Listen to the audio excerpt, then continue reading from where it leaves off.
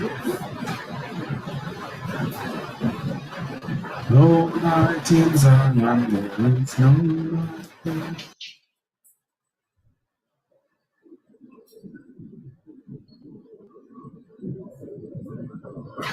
Okay. Shalom, everyone, and welcome to Just a Word. This is Kazakh Eliyahu Yasharal, and we are live on YouTube. And today we will be looking at Babylon, something about Babylon this week that we had to look at. We looked at it in our fellowship, and it has been coming up. So we've looked at it several times before, but I guess this might look at it from a different perspective and show us a different angle of Babylon. And as we have said before, our ministry is now targeted to another audience. So some of the things we've done before, we have to bring it to this audience as well. And for those who are familiar with it, it should bring more insights into that which we already know and understand. All right? So the topic today, Babylon Exposed, with the subtopic, what a Christian pastor can never tell you about Babylon. What a Christian pastor can never tell you about Babylon. Okay, so we begin by looking at the meaning of Babylon. Meaning of Babylon.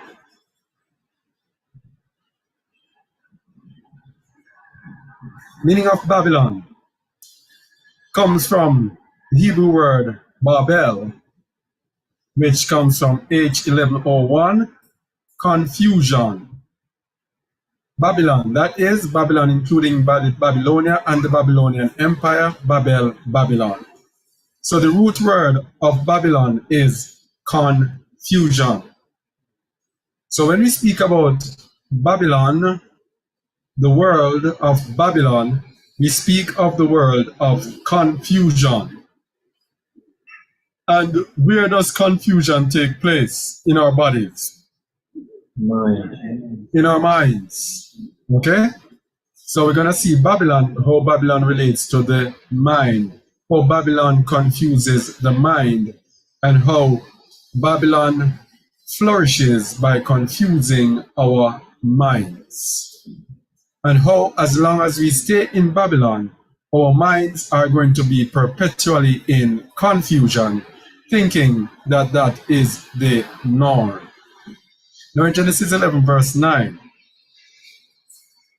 it is written, Therefore is the name of it called Babel, because Yahuwah did there confound the languages of all the earth. And from thence did Yahuwah scatter them abroad upon the face of all the earth.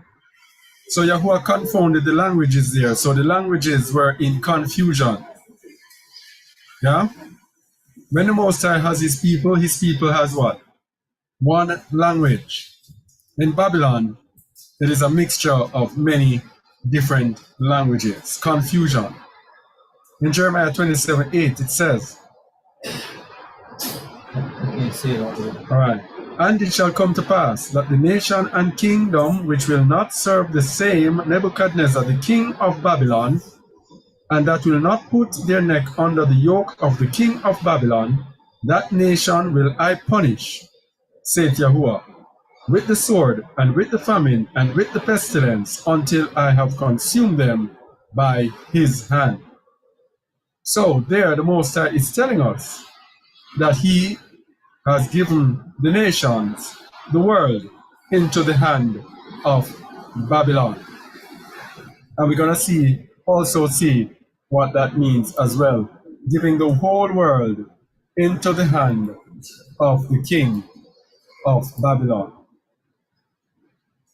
Oh, wrong microphone. Good thing I checked. All right.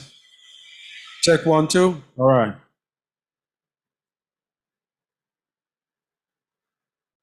All right. So, Nebuchadnezzar, the king of Babylon, had a dream, and this dream was interpreted by Daniel. In Daniel 2:37-44. Thou, O king, art a king of kings, for the Alwayim of heaven hath given thee a kingdom, power, and strength, and splendor. And wheresoever the children of men dwell, the beasts of the field and the fowls of Shamayim hath he given into thine hand, and hath set thee ruler over them all. Thou art his head of gold. Thou art this head of gold. So, the Most High showed Nebuchadnezzar. The Most High showed Nebuchadnezzar that he made him a head of gold. He made him a king of kings, which means he was the ruler over the earth. And he says, wheresoever the children of men dwell, the beasts of the fields and the fowls of the heaven hath he given into thine hand. So wherever men are, Babylon is given into, the world is given into the hand of Babylon. And we know, Micah 3:6 tells you, I am Yahuwah, I changeth not, therefore ye sons of Yasharal are not consumed. So it was in the days of Nebuchadnezzar, so it is today. The world is given into the hand of Babylon, and Babylon has been made ruler over us all. And thou art this head of gold. Head of gold. So in the statue, there was a head of gold, chest of silver. What is this again? I always can't forget it. Thighs of brass, legs of iron, and feet of iron and clay. Okay. So the head, the significance of Babylon being the head. And it says, wheresoever the children of men dwell. That means Babylon is not one place. Because they teach us that Babylon is United States. Some say Babylon is Rome. Isn't that so? But it says, wheresoever the children of men dwell, Babylon is there. And Babylon is made the head of gold. Now, what's the significance of the head? The gold, first of all. The gold is the most precious metal in the Bible. Correct me if I'm wrong. But I don't see any other metal being exalted above gold. Now, the significance of the head. Are you hearing clearly? Are you hearing clearly? You're hearing? Yeah, the significance of the head. If you're on YouTube and you hear a little noise, the rain is falling, it's pouring down, so you might hear a little thing in the background. All right, the significance of the head is that the body is controlled by the head or through the head. The head controls every movement of the body. Now remember, we had this image, head of gold, silver, brass, and iron. It is the head that controls the entire body. That means wherever mankind is, no matter what type of empire is there, Babylon is going to be controlling that empire. Another significance about the head is that the head is used for decision making. In making of decisions, the head is what is used to make decisions. So if Babylon can control our decision making, then Babylon actually has total control over us, because we'll be making decisions according to him. So that is why we're going to show you later that Satan manifests himself in Babylon, and Satan's leader on this earth is always the king of Babylon. Another thing about the head is that the head is where our desires are held. So all our desires are in the head. So Babylon works on our desires to program in desires into us. Desires, of course, that is in keeping with the working of Satan. Now also the head houses the mind through which the soul is controlled. So if Babylon can control our mind, the Babylon controls our soul. If Babylon controls our mind, Babylon controls our soul. Now, we have been brought up in this system of Babylon, and we go through. That's why the topic says, what a Christian pastor cannot tell you about Babylon. We have been brought up in this system, and nobody told us nor explained the system to us as it pertained to the Bible. What they did, they gave us the Bible, and they made Babylon seem like a country. So if Babylon is a country, and we pay attention to that country, we pay attention to Rome, we pay attention to the United States, then Babylon will deceive us. Because we will be swept away in Babylon's system. Because when we get the understanding of Babylon, we know that the Most High uses it for a time. Then when he is having mercy now on us, he tells us to come out of Babylon. And if we don't know where Babylon is or what Babylon is, how do we know what to come out of? Yes?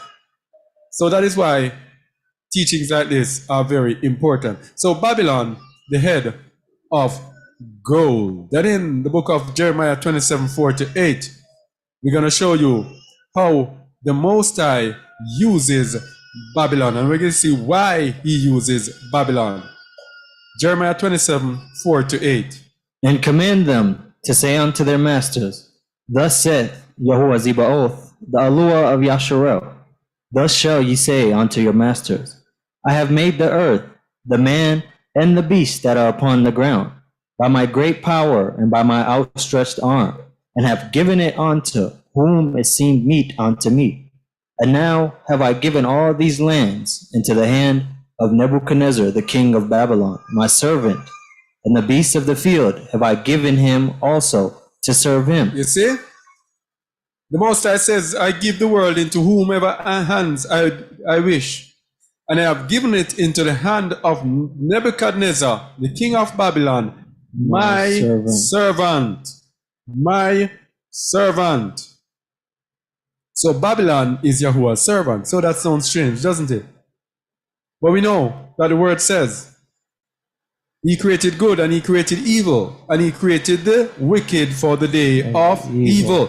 So the wicked is also the servant of Yahuwah, because he needs the wicked to do his bidding in the day of evil. Verse 7. And all nations shall serve him, and his son and his son's son, until the very time of his land come.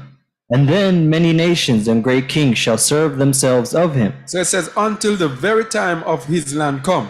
And we know that there are prophecies in the Bible about Babylon. Revelation 18, Babylon in the end times. So we know that his time has not yet come. So all nations shall serve themselves of Babylon, and are serving themselves of Babylon to this very day. Verse 8. And it shall come to pass that the nation and kingdom which will not serve the same Nebuchadnezzar the king of Babylon, and that will not put their neck under the yoke of the king of Babylon, that nation will I punish, saith Yahuwah, with the sword, with the famine, and with the pestilence, until I have consumed them by his hand. So we tell people that the Babylon is used to do the bidding of the Most High. Now he's saying the nation that does not serve Babylon, he will punish them. Can you imagine that? Babylon is all the wicked things that we just spoke about. All the wicked things. And the Most High said, if you don't serve him, I'm going to bring the sword upon you, and pestilence and famine upon you, if you don't serve him. Why is that? Why does the Most High want us to serve Babylon?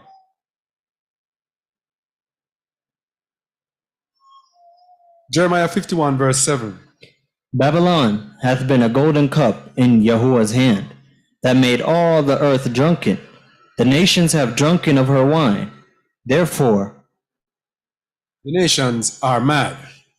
The nations have drunken of her wine.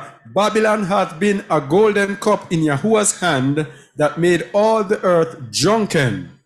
The nations have drunken of her wine. Therefore, the nations are mad. So Babylon, and he said to the nations, serve the king of Babylon. What is he saying? I want you all to be mad. Can you imagine that? And we're going to see why. Because you have to understand the Most High is not the mighty one of the whole world. It's a lie. He is not the Elohim or the Alua of the whole world. He's the Alua of one nation. And it is his desire that the other nations not get to know him. Only one nation must get to know him. And when that nation is not in obedience to him, that nation will serve Babylon as well. That's how the Most High works. Babylon is our punishment, the punishment for the children of Israel. And when the Most High is ready to gather us back unto him, he says what? Come out of her, my people. So when we are in sentence, he says, go serve Babylon. When it's time to bring us out, he says, come out of her, my people. So Babylon is this corruption, this punishment, deception, corruption, madness that he puts us in. But when it's time for us, he says, come out. So what if we refuse to come out? And we see that in the end. Revelation 18:3. For all nations have drunk of the wine of the wrath of her fornication, and the kings of the earth have committed fornication with her, and the merchants of the earth are waxed rich through the abundance of her delicacies. So Babylon, we're going to look later on, deals with carnality, with the flesh. Now we know as believers we battle the flesh, the ruach and the flesh. The flesh lusteth after the ruach and the ruach after the flesh. So we are given Babylon so that we are powerless to overcome the flesh while we are in our captivity. Yeah? But Luke 21:34 tells us that in the end, we are going to have to come out of the drunkenness of Babylon in order to be accounted worthy to escape what is coming upon the earth. So in order to come out of her, my people, we have to come out of the drunkenness. Luke 21:34. And take heed to yourselves, lest at any time your hearts be overcharged with surfeiting and drunkenness and cares of this life, and so that day come upon you unawares. Yeah? So we have to take care that the drunkenness of Babylon does not come upon us, does not overcome us, so that when the time of tribulation comes, we are caught up in it. So we were saying earlier that Babylon had been a golden cup in Yahuwah's hand to make the earth mad. And we said the reason for this is that he does not want the world to know him. One nation alone, he wants to know him. And by his mercy extends to the other nations to join that nation, to join themselves unto him. So, the world given into the hand of Babylon. Why is that? Why is that? We go to the book of Jubilees chapter 15, verse 30. For Ishmael and his sons and his brothers and Esau, Yahuwah did not cause to approach him, and he chose them not because they are the children of Abraham, because he knew them, but he chose Yasharel to be his people. He chose Yasharel, one nation, to be his people. So Father Abraham had many sons. Abraham had many sons. But the Most High did not choose the other sons or descendants of Abraham. He chose one nation, one member of his family, that is Jacob, Yasharel, to be his people. Verse 31. And he sanctified it and gathered it from amongst all the children of men. For there are many nations and many peoples, and all are his. And over all has he placed spirits or Ruachoth in authority to lead them astray from him. All right, so we see one thing here. Over all the nations, he has placed spirits in authority to lead them astray from him. That's what Babylon is for. Babylon, the golden cup in Yahuwah's hand, presents spirits, evil spirits, that lead mankind astray from the Most High.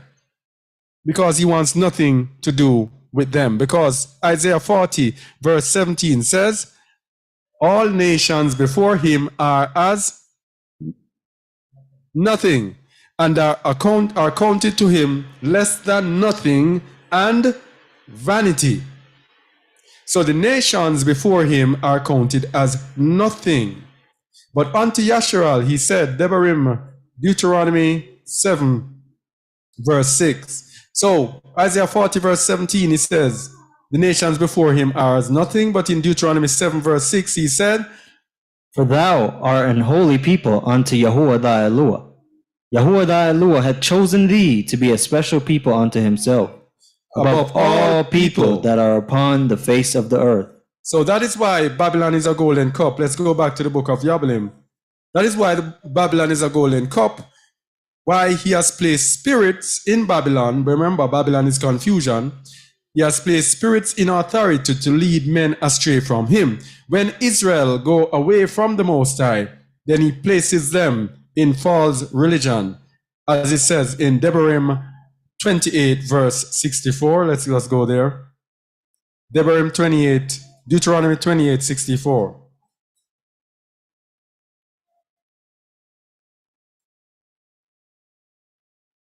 And Yahuwah shall scatter thee among all the people, from the one end of the earth even unto the other. And there shalt thou serve other Elohim, which neither thou nor thy fathers have known, even wood and stone. So when we are in captivity, when we're under the curses, we are given to serve those same spirits, those same Ruachot of Babylon. Yeah. You're not sharing it. No, I know. Yeah. We are given to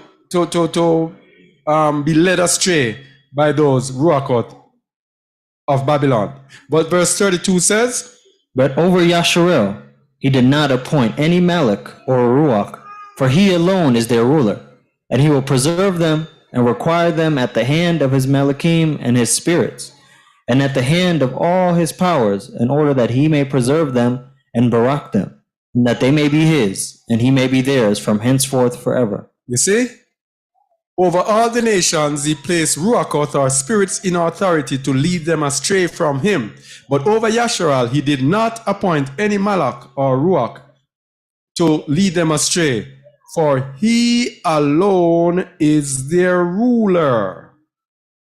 And he will preserve them and require them at the hand of his Malachim or his angels, and his Ruachot or his spirits, and at the hand of all his powers, in order that he may preserve them and barak them, and that they may be his and they may be theirs from henceforth. So that is Babylon. That is the reason for Babylon. The whole reason why Babylon is a golden cup. So we see, as long as we are in Babylon, we are going to be polluted by these evil Ruachot, these evil spirits.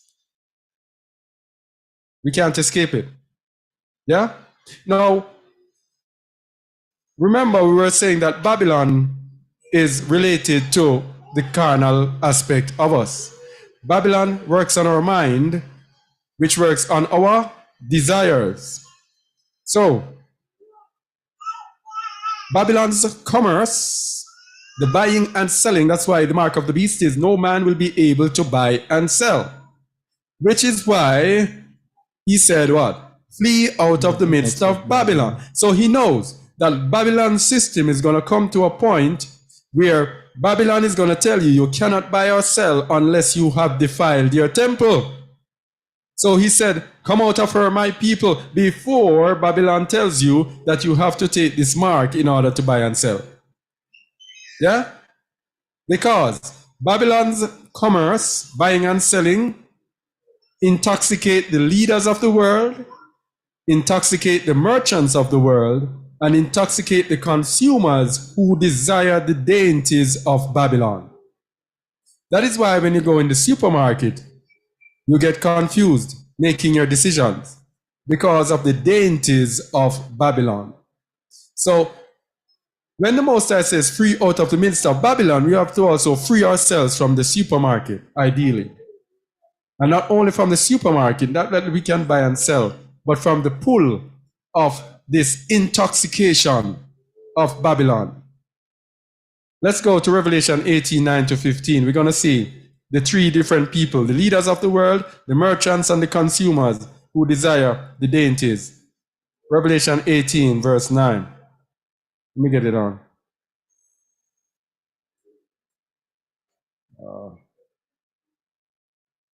Yeah, go ahead, please.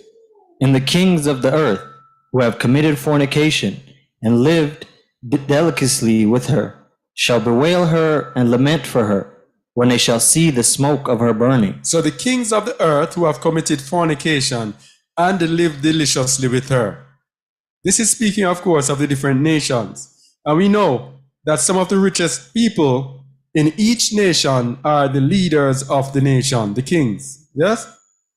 Through politics and through their control of the economy, they usually are some of the richest people.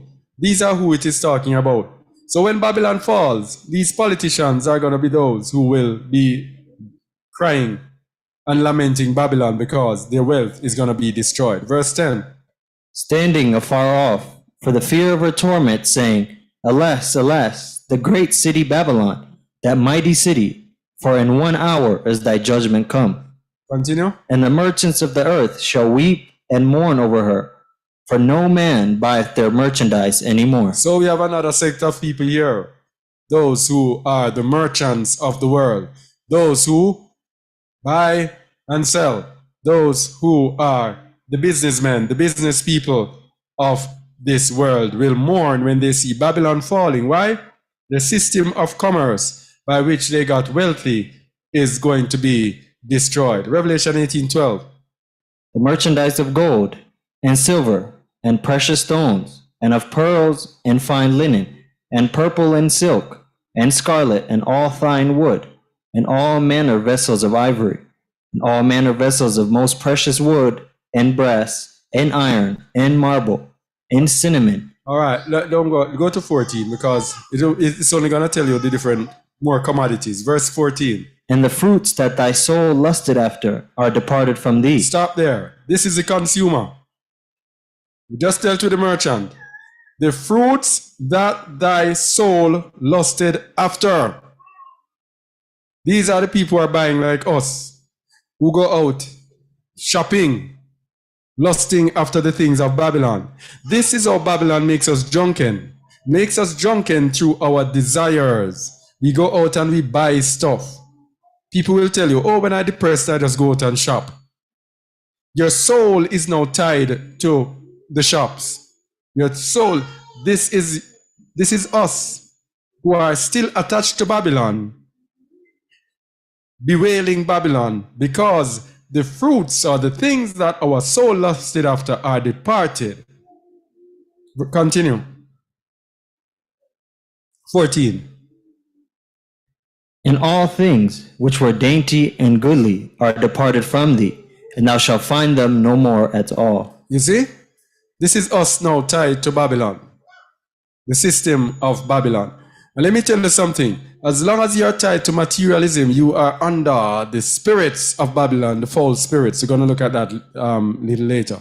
There is a reason the Most High tells us to come out of her. There's a reason he tells us to flee out of the midst of Babylon. Things we can see, some things we can see, and some things only the spiritual can discern it spiritually. And it is hidden there in the words, in the scriptures, as to what will happen to us. Verse 15. The merchants of these things, which were made rich by her, shall stand afar off for the fear of a torment, weeping and wailing. Yeah, the merchants. Weeping and wailing because they got rich through Babylon. So, let's look at the corruption that is in Babylon. Why we as true believers cannot and should not stay in Babylon. The book of Revelation 18, let's go to verse 1 and verse 2. And after these things, I saw another Malachim come down from Shamayim, having great power, and the earth was lightened with his splendor. And he cried mightily with a strong voice, saying, Babylon the Great is fallen, and is become the habitation of devils, and the hold of every foul ruach, and a cage of every unclean and hateful bird. Remember it says in the book of Jubilees that over all the nations he has placed spirits to let them lead them astray from him. Likewise in Babylon. Babylon itself is that manifestation. Yes?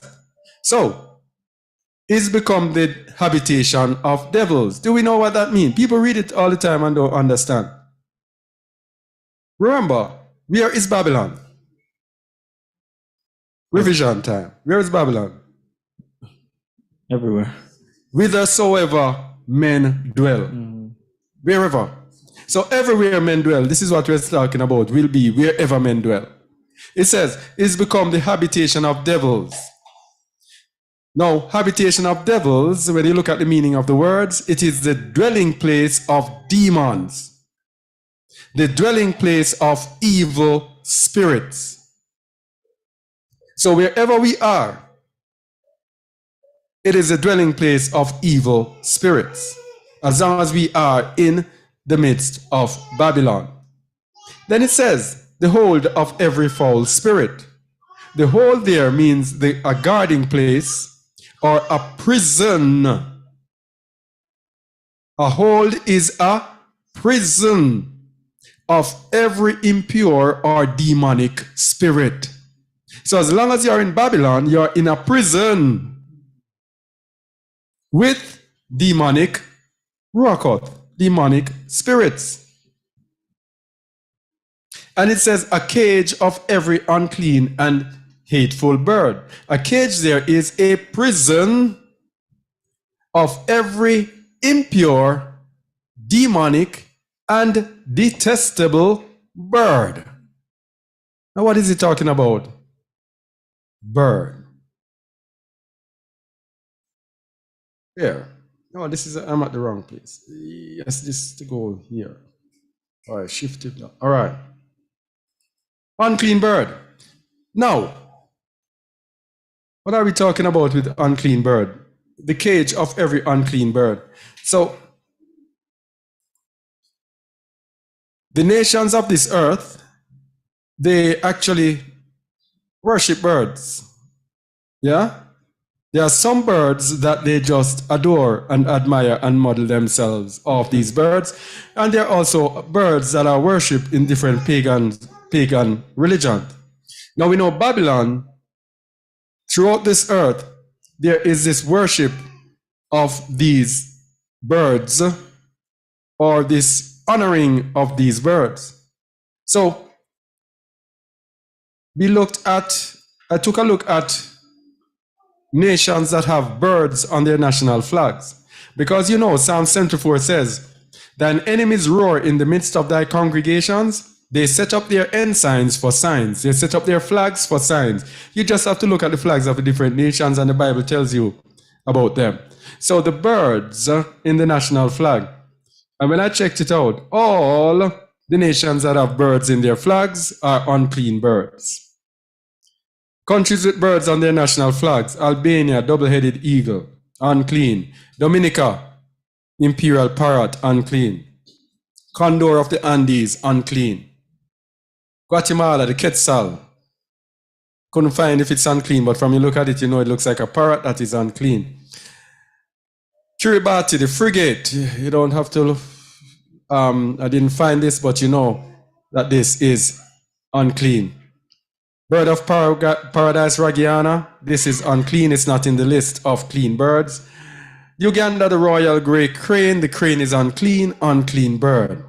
Zimbabwe bird, I don't know what type of bird it is, but it isn't a far stretch that this is an unclean bird. Shona man, this is an unclean.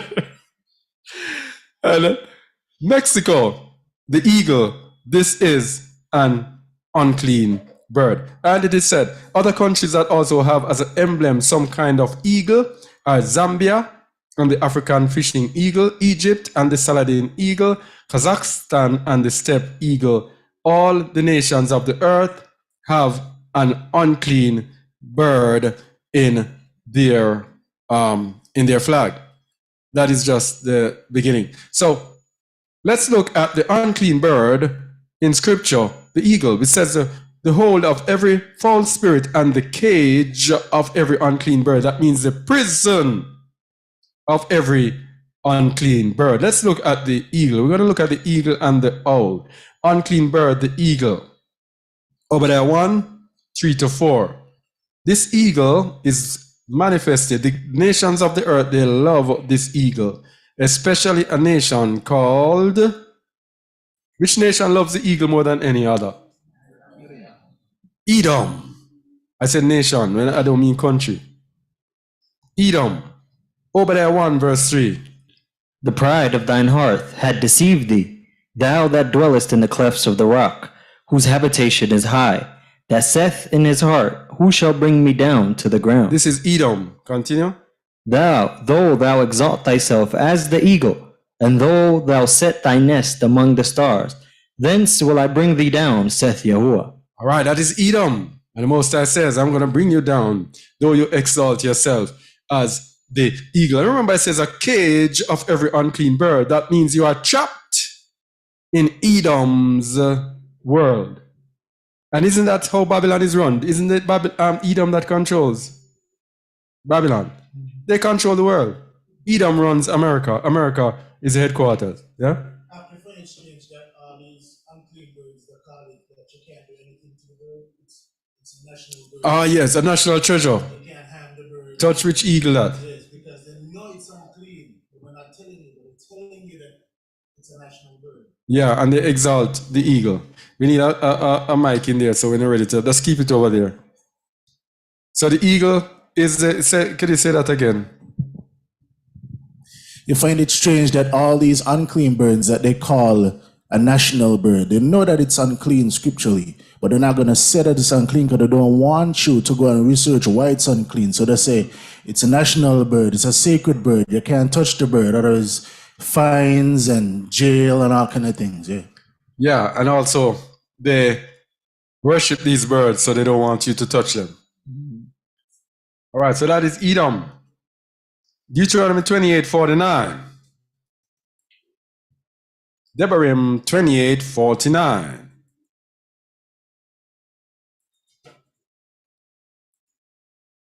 Yeah. Yahuwah shall bring a nation against thee from far, from the end of the earth, as swift as the eagle flieth, a nation whose tongue thou shalt not understand. So who is that for us today? Which nation was brought against us and brought us into captivity? Edom. Edom. And for those who might not be used to these precepts, Lamentation, let's go Lamentations 4, verse 21.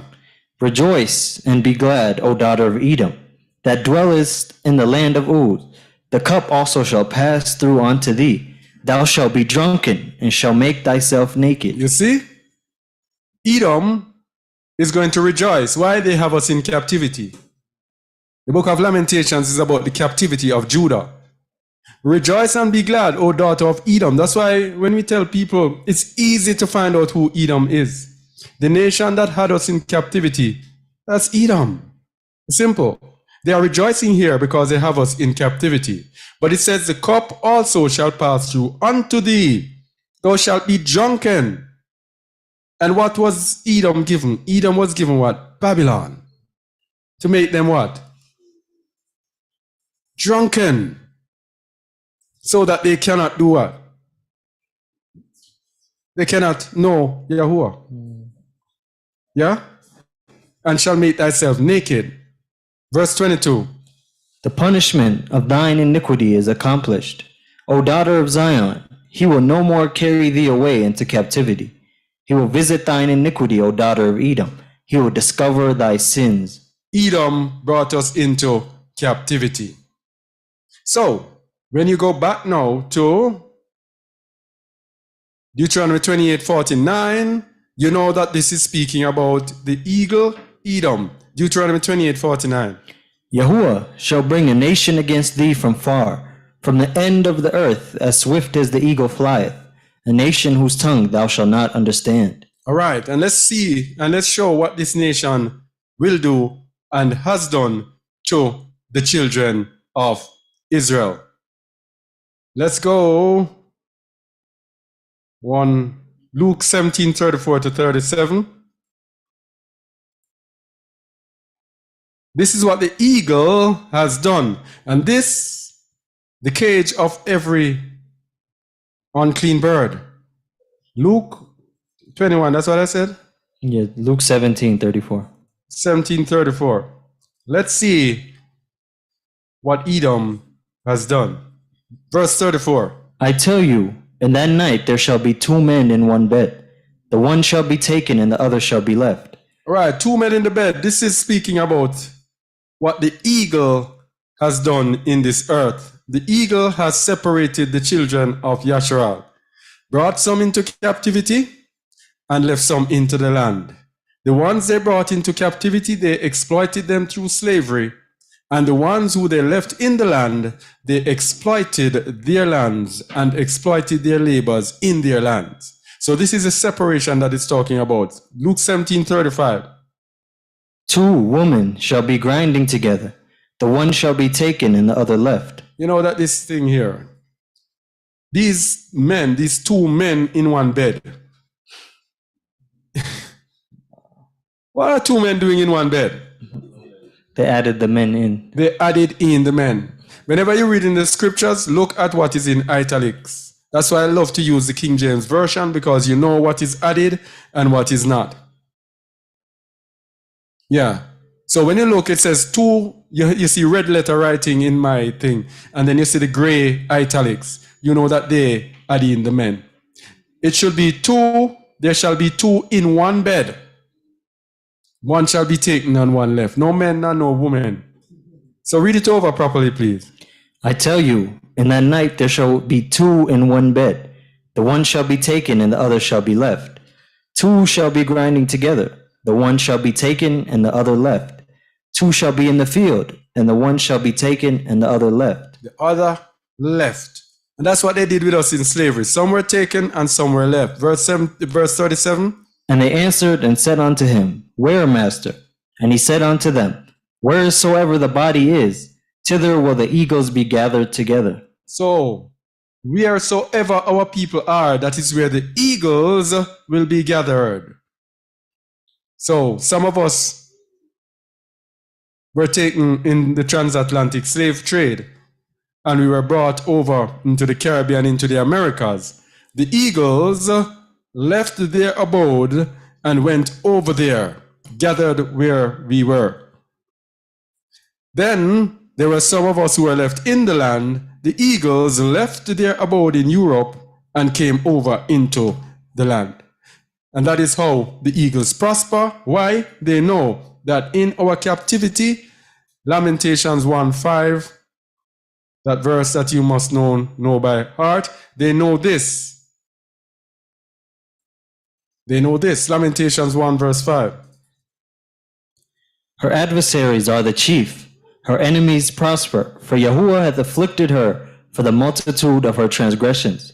Her children are gone into captivity before the enemy. They know that whenever we are in captivity, they, our enemies, will prosper at our expense. They know that if they come among us anytime at all, they are going to prosper.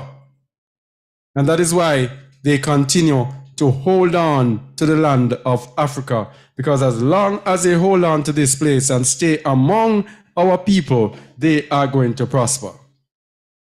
And that is why they had us in the slave trade, and the slave trade made the nations rich. Britain became the richest nation in the world on the back of the slave trade. And they still are benefiting today based on the wealth and the power that they acquired through the slave trade. So the eagle, we are in a cage with the eagle when we are in the midst of Babylon. All right? Let's go back. All right, so that's the eagle. Let's look at the owl. Two unclean birds we're looking at. Because in the Bible, the owl represents desolation. Isaiah 34:14, for example. The wild beasts of the desert shall also meet with the wild beasts of the island, And the satyr shall cry to his fellow. The screech owl also shall rest there and find for herself. That's also cut off. I don't remember that was there. So the owl represents desolation in the scripture. But the nations of the earth worship the owl. I don't know if any of you saw the video of Alex Jones at Bohemia Grove. Yeah, at Bohemia Grove, when they were worshiping, they had the big statue of the owl, and they were worshiping the owl, literally worshiping the idol of the owl. And that was when it came out and people got the understanding of how the people, the leaders of this world, they are idolaters, they worship animals like the owl. And they worship the owl because they believe that the owl sees in the dark, the owl is all wise, and the nations of the earth thrive by knowing your business without you knowing that they know your business. So that is why they have spy networks, and they spy on you with everything, down to when you're filling out a form. They ask you details that they do not need, you think, but they are to actually spy on you. So if you have to take out a loan, you have to give every single detail on yourself. So when they pick up information from all over, they end up getting a whole snap of exactly who you are. So the advantage with the owl is that those with the information are king. The one with the information, that one is the king. And so that is why Google is one of the great richest companies in the world. How do you think Google became rich? Eh? Remember, you pick up your phone and you search. You don't pay to search. But that makes them rich. Why? They are able to extract every single information about you by seeing the things that you desire, what you need, what you focus on. They are able to extract information about you. They take that information and they sell it indirectly to other companies, directly or indirectly to other companies. So a person will use Google Ads to advertise because Google helps them with the information that Google knows about you. Google will be able to place that information to people who are more likely to buy from them. So if I know that I can run some Google Ads, I will spend hundreds of dollars, thousands of dollars. Yes? And I know what I'm talking about because I used to do Google AdWords. I used to pay for ads and run ads as well. So I understand how it works. So you pay and Google will put it before people and people will buy. So that free information that they got from you, bam, is money. One of the richest companies in the world. So information is king. So it is the same thing with the owl. The owl, the more they see and know about you, the more they have charge over you. Remember, it says a cage of every unclean bird. So you're right there in the middle of them and them exploiting you. So the owl in Babylon, why owls? They have often been linked to the Illuminati and Masons. These are the people who worship them. They can see in the dark and they are very wise. Also, if you wear a tinfoil hat, you may notice that there is a tiny owl in the corner of every dollar bill. They are telling you, we are watching you. That's what they're telling you. In ancient Greek mythology, the owl was the preferred bird of Athena, daughter of Zeus, the goddess of wisdom and war. Her preferred species was the little owl, which often accompanied her perched on her shoulder. The owl had the ability to light up Athena's blind side, revealing to her unseen truths, and thus expanding her natural wisdom. So through the owl, the signification of the owl, we are actually exploited by the nations of this world, by Babylon. Okay? All right. Where are we now? But you see, it's so subtle that in every direction they've cornered you in to worship the Babylonian system. Many people use the dollar. We all use currency for everyday living. But we have no idea we're partaking in the same system of worship. That's why it says, flee out the midst of Babylon. Yeah. Remember, unclean spirits. We carnal us, we have no power over them. Yeah? Anyway, so while I was thinking about this teaching a couple of days ago, I had a dream. And I had a dream about some artists. I think it was Rihanna or Beyonce, one of those two people. And then I remember in Jamaica, I don't know if it was Lady Saw and one called Spragga Benz. I dreamt about them. And I dreamt, the dream was that they were assisting the fall of Adam. They were helping us to go back to Genesis 3, verse 6. And that was a confirmation when I was confirmed that I had to do this thing about Babylon for others to do it, to get it. It's interesting that you say that because I think Rihanna was just performing at the Super Bowl and whatever. Yeah, and I don't know anything about these people. What is happening here? I don't see any mic. I wonder if the sound is coming through. Somebody check. Somebody check on the... Yeah. It's coming through? I don't know why. Let me check this back. All right.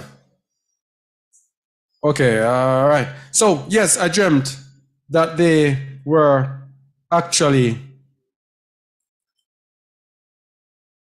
assisting Genesis 3. So I said, let me go back then to Genesis 3. And, boy, the Most High just tied up this thing together. Let's go. Huh? Hold on, say it on the mic. Hold on. Go ahead. Can you hear me? Tasha Cobbs just prayed over Beyonce to have success. I think she had a world tour, and that was it. So this is no coincidence. How did I know? I don't know about these people. I don't even know who is Tasha Cobb. I think I've heard the name before, but I don't know these people because I've left that world a long time. So how did I know? This is no coincidence, people. So these people are helping us to return to Genesis 3, verse 6. Let's read Genesis 3, verse 6. When the woman saw that the tree was good for food, and that it was pleasant to the eyes, and a tree to be desired to make one wise, she took of the fruit thereof and did eat, and gave also unto her husband with her, and he did eat. This is where they're bringing us back to every single day. And this is what Babylon brings us back to. This is what Babylon is designed for. To make sure that we never leave Genesis 3, 6. Because when the woman saw that the tree was good for food, what is that? Lust of the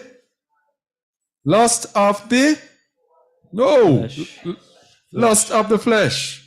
And that it was pleasant to the eyes. Lust of the eyes. And a tree to be desired to make one wise. What is that? Pride of life. Pride of life.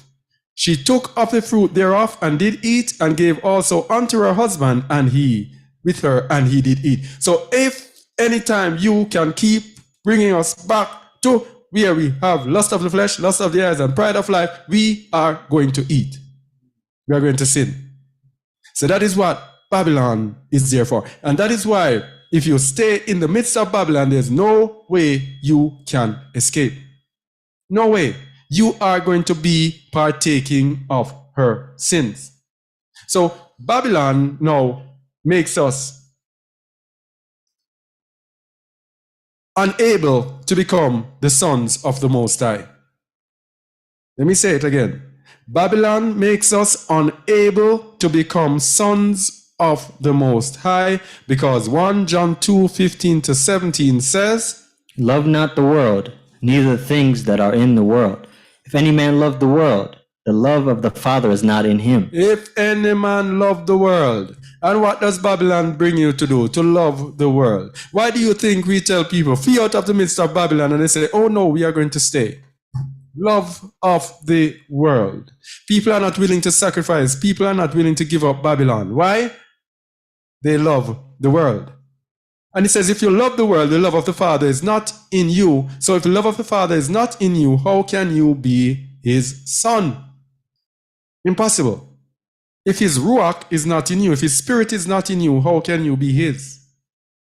Because Apostle Shaul said, if any man hath not the spirit of the Messiah, he is None of his. none of his. So if you don't have the spirit of the Father, how can you be his? 1 John 2:16. For all that is in the world, the lust of the flesh, and the lust of the eyes, and the pride of life, is not of the Father, but is of the world. You see? Babylon brings you to the lust of the flesh, the lust of the eyes, and the pride of life. And it says it's not of the Father, but is of the world. 1 John 2:17 says, And the world passeth away, and the lust thereof. But he that doeth the will of Elohim abideth forever. you see that? He that doeth the will of Allah abideth forever. But those who abide in the lust, in the pride, in the lust of the flesh, lust of the eyes, and pride of life, these are going to fall away with the lust thereof. So these entertainers, listening to them, what do they sing about? Do they give praise to the Most High? Do they tell us to walk in righteousness, in holiness, in perfection before him? Do they tell us that? What do they sing about? Pride of life, lust of the flesh, lust of the eyes. Thank you very much.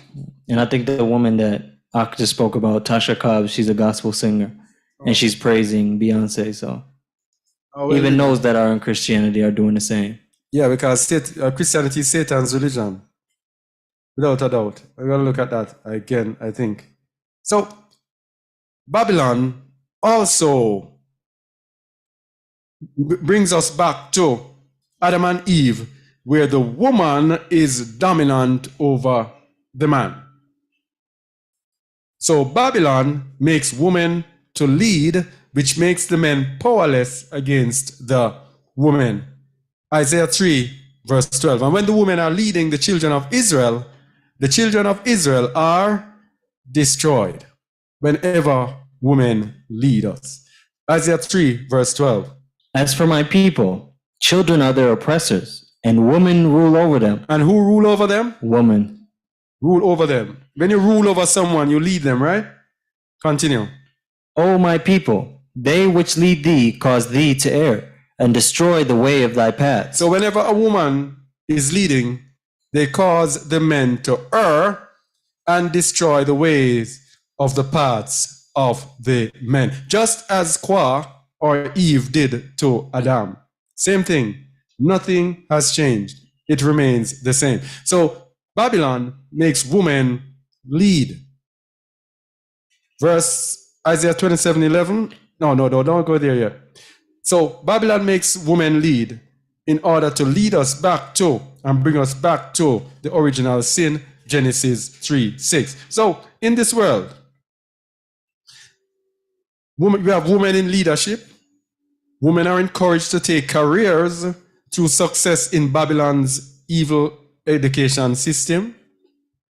We have, for example, in Babylon, United States, the headquarters of Babylon, men in prisons, they have a system of targeting the men so that most of the men, by the time they reach a certain age, they end up in prisons. And when they end up in prisons, they cannot get any jobs, and so they're worthless, and so the women are empowered and the men are out of the system. So the system is run by the women. The laws are skewed to empower women and children over men. So if the women and children are empowered over men, men become powerless to stand up as the Adams. So Eve is leading. And children become their oppressors. Children become their oppressors. Yeah. That's why you cannot speak to a lot of American children. You cannot speak to them. This is in fulfillment of prophecy. Yeah? So even women inheriting property. In the scriptures, the Most High is all wise and everything he does is true and sure and right. And women do not inherit property in the scripture. They do not. Only there was one incident when the woman threatened to, the property threatened to come out of her her tribe, and the Most High made an exception. But generally, women are not allowed to inherit property. That's why the Bible tells you so much about widows, about taking care of widows. It was the responsibility of the nation to take care of the widows. It is the men who inherit property. So in Babylon, women inherit property and are empowered. We also have women doing every job that men do today. Equality for women, all of that empowers the woman and brings us back to Genesis 3:6. Okay? All right. So we see all the trouble that we're in with Babylon. But we cannot look at Babylon without looking at the educational, at the religious aspect of Babylon.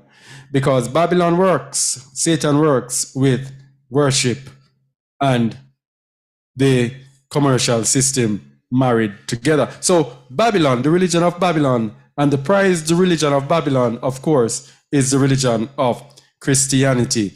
Babylon and false religion, the worship of Satan through idols. Is he skipping Isaiah 27:11? Yeah, I'm going to come to that again. All right, so Revelation 17:1-9, we're going to talk about Babylon now in terms of its false religion. Revelation 17:1-9. And there came one of the 7 angels, which had the 7 vials, and talked with me, saying unto me, Come hither, I will show unto thee the judgment of the great whore that sitteth upon many waters, with whom the kings of the earth have committed fornication, and the inhabitants of the earth have been made drunk with the wine of her fornication. See, it's the same thing here that's said about the commercial aspect of Babylon. There is no difference, really. The religion of Babylon gets people to partake in the mercantile aspect of Babylon. That is why Christianity is so carnal, focuses on material wealth, because Christianity has to encourage its people to partake of Babylon. Being of the same spirit of Babylon, Christianity has to encourage people to go buy, go attain, go attain. So that's why in the Christian church, no matter what you have, you're not satisfied. The mark in Christianity is your financial success. If you succeed financially, they think that you are what? Blessed. So the religion encourages people to be greedy and go after the wealth. And so Babylon thrives with this religion. So verse 2 again. With whom the kings of the earth have committed fornication, and the inhabitants of the earth have been made drunk with the wine of her fornication. Verse 3. So he carried me away in the Ruach into the wilderness, and I saw a woman sit upon a scarlet-colored beast, full of the names of blasphemy, having 7 heads and 10 horns. So this woman sits upon the scarlet-colored beast. And a couple of weeks ago, we looked at the 7 heads and 10 horns, the G7 nations. And I think then we also looked on the fact that the major religion in all of these, except one, is Christianity. And in all the religions of the beast, of NATO, Christianity is the chief in all 30 nations except 2. This is the woman that sits upon the scarlet-colored beast. This is the woman that guides the beast. And Satan, of course, guides the woman because this is religion, worship. So Satan works through the woman to guide the nations of the earth. Verse 4. And the woman was arrayed in purple and scarlet color, and decked with gold and precious stones and pearls, having a golden cup in her hand full of abominations and filthiness of her fornication. And upon her forehead was a name written, Mystery Babylon the Great, the mother of harlots and abominations of the earth. Mother of harlots and abomination. And it says woman was arrayed in purple and scarlet color.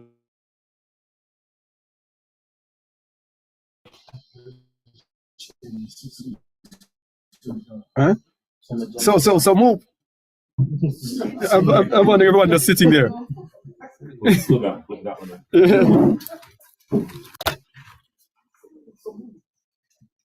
We expected it and we planned for it.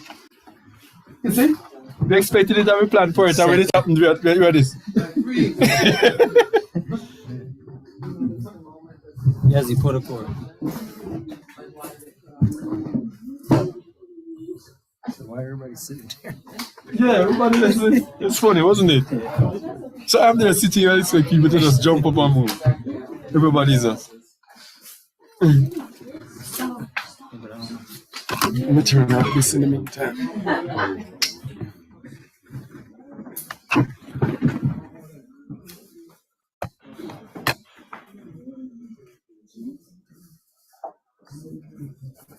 Does anyone want to play?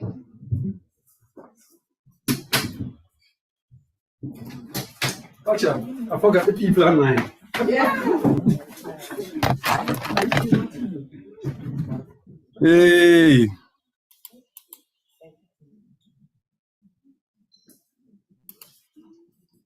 Hey, sorry about that. We have a power cut.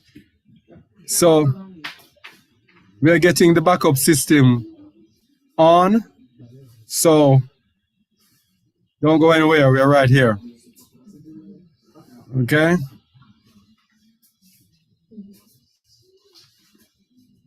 All right, this is life in South Africa. Power cuts almost every day. Something we gotta live with, but it's not so good when we are online. Couldn't we do it in the meantime? Where is Al Shaddai? Call Al Shaddai, please. Probably could continue until the power comes back with the laptop battery. Can someone call Al Shaddai, please? Call Al Shaddai, please.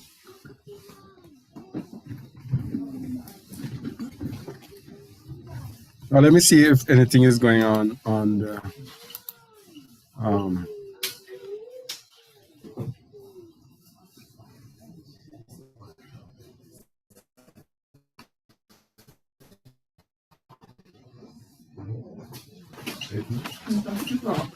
no.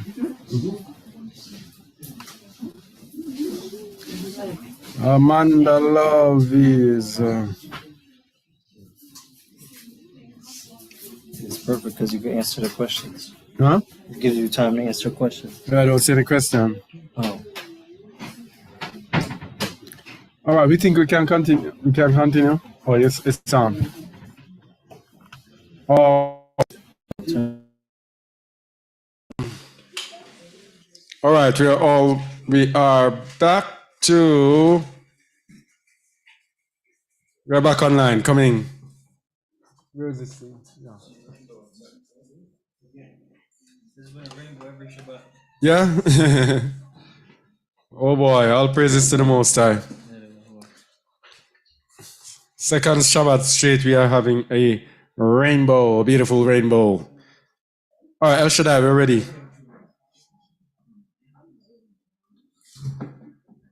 Let's settle down.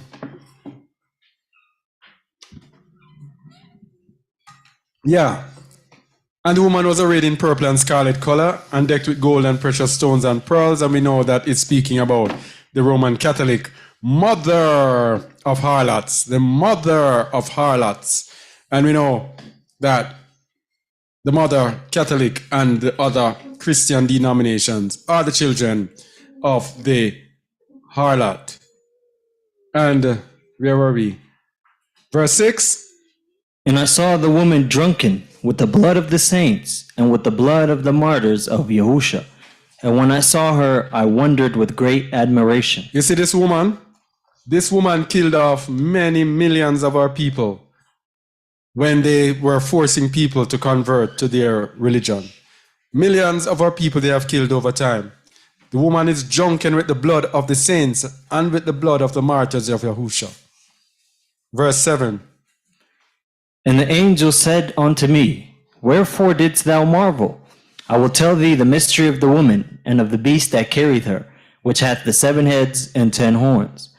The beast that thou sawest was, and is not, and shall ascend out of the bottomless pit, and go into perdition, and they that dwell on the earth shall wonder, whose names were not written in the book of life from the foundation of the world, when they behold that the beast was, and is not, and yet is.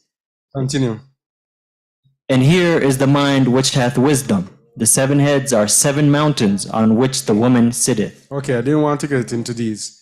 7 heads are 7 mountains. We looked at that a couple of weeks ago. So can you go into that was, and is not, and yet is? There is in history they said what it's that whole deep thing about the Romans controlling, and then the control of the Pope was broken, and then they set up the Holy Roman Empire, and the Holy Roman Empire reigned for what? 1,000 years? 1,200 years or something. Something to do with that. And then now the yet is it looks like the Roman Empire is dissolved, but all the nations come out of her. Yeah, but it is, and yet is. So it is rising up again. That is why the Pope, you see, is right at the head of the New World Order.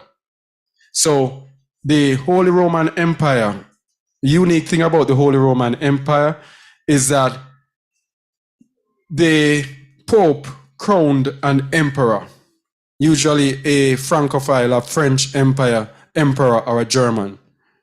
So what they did, they left Italy and they went to Germany to crown this emperor. And that is what they're doing today. They are staying where they are and setting up the New World Order, where they will crown the ruler of this earth, which will be known as the Antichrist.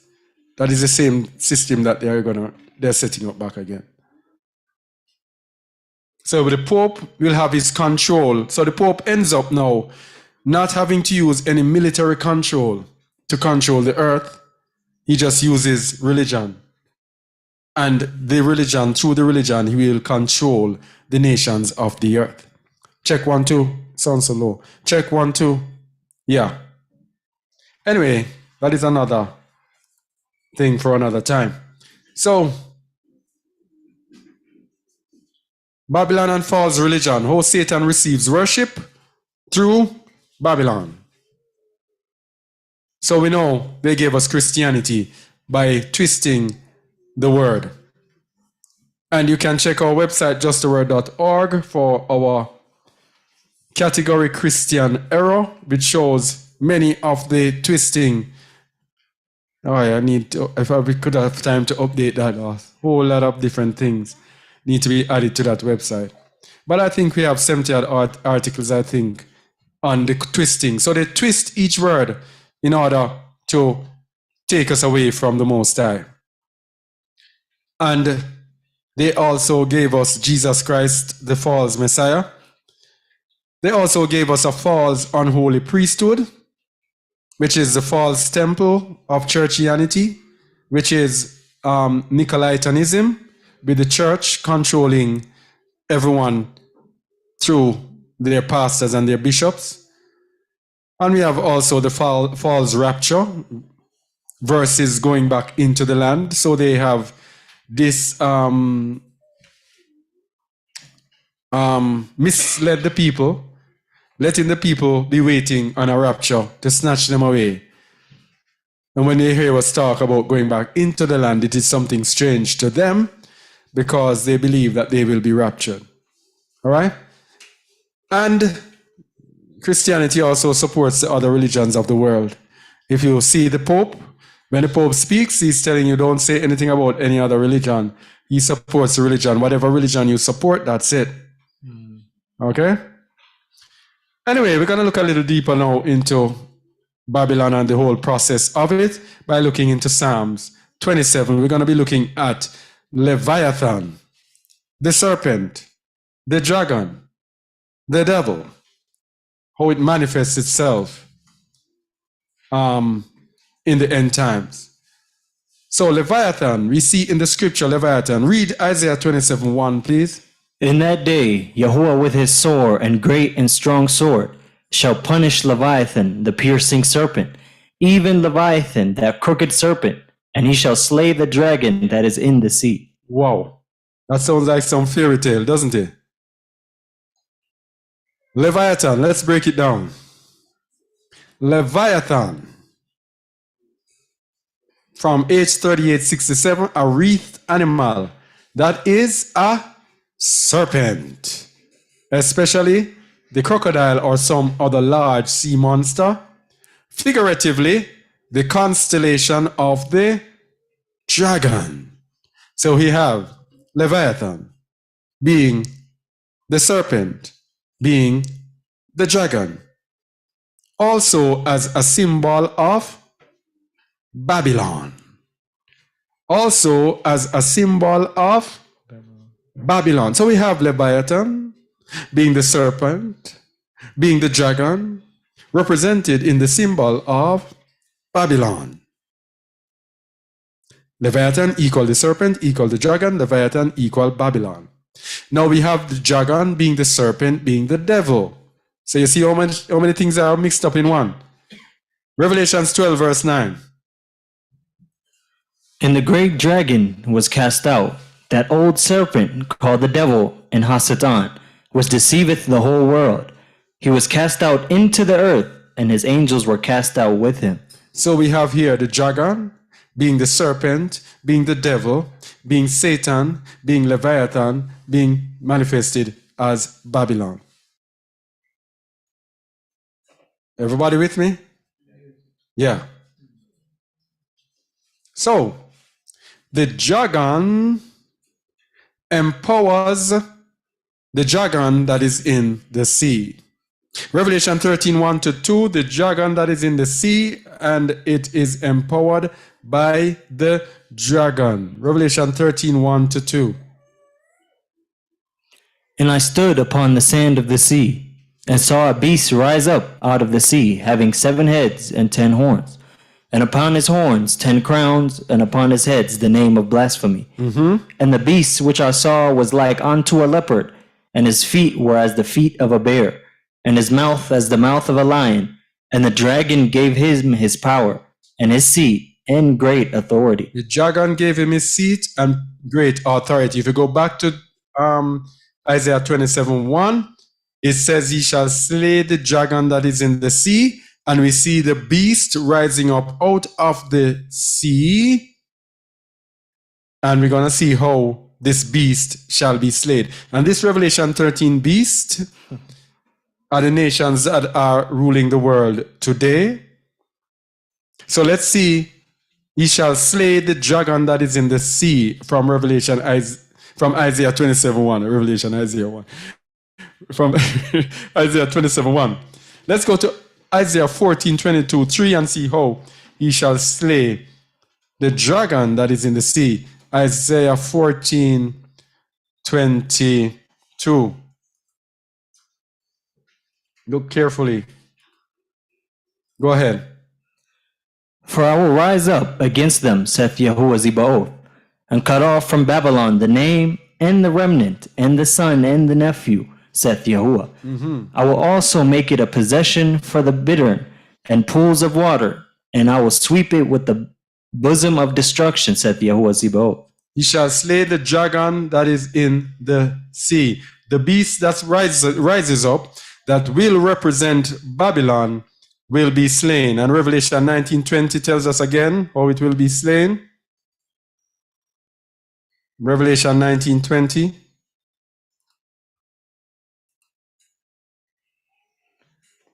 And the beast was taken, and with him the false prophet that wrought miracles before him, with which he deceived them that had received the mark of the beast, and them that worshipped his image.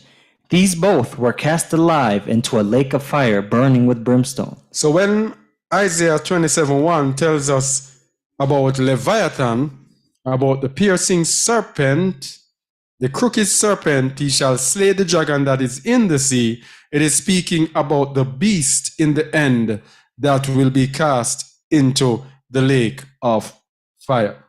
Can we go to Psalm 74, Yeah, 12-14? great.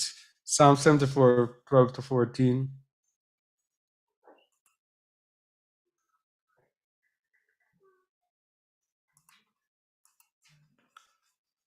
Go ahead. For Eluah is my king of old, working salvation in the midst of the earth. Thou didst divide the sea by thy strength.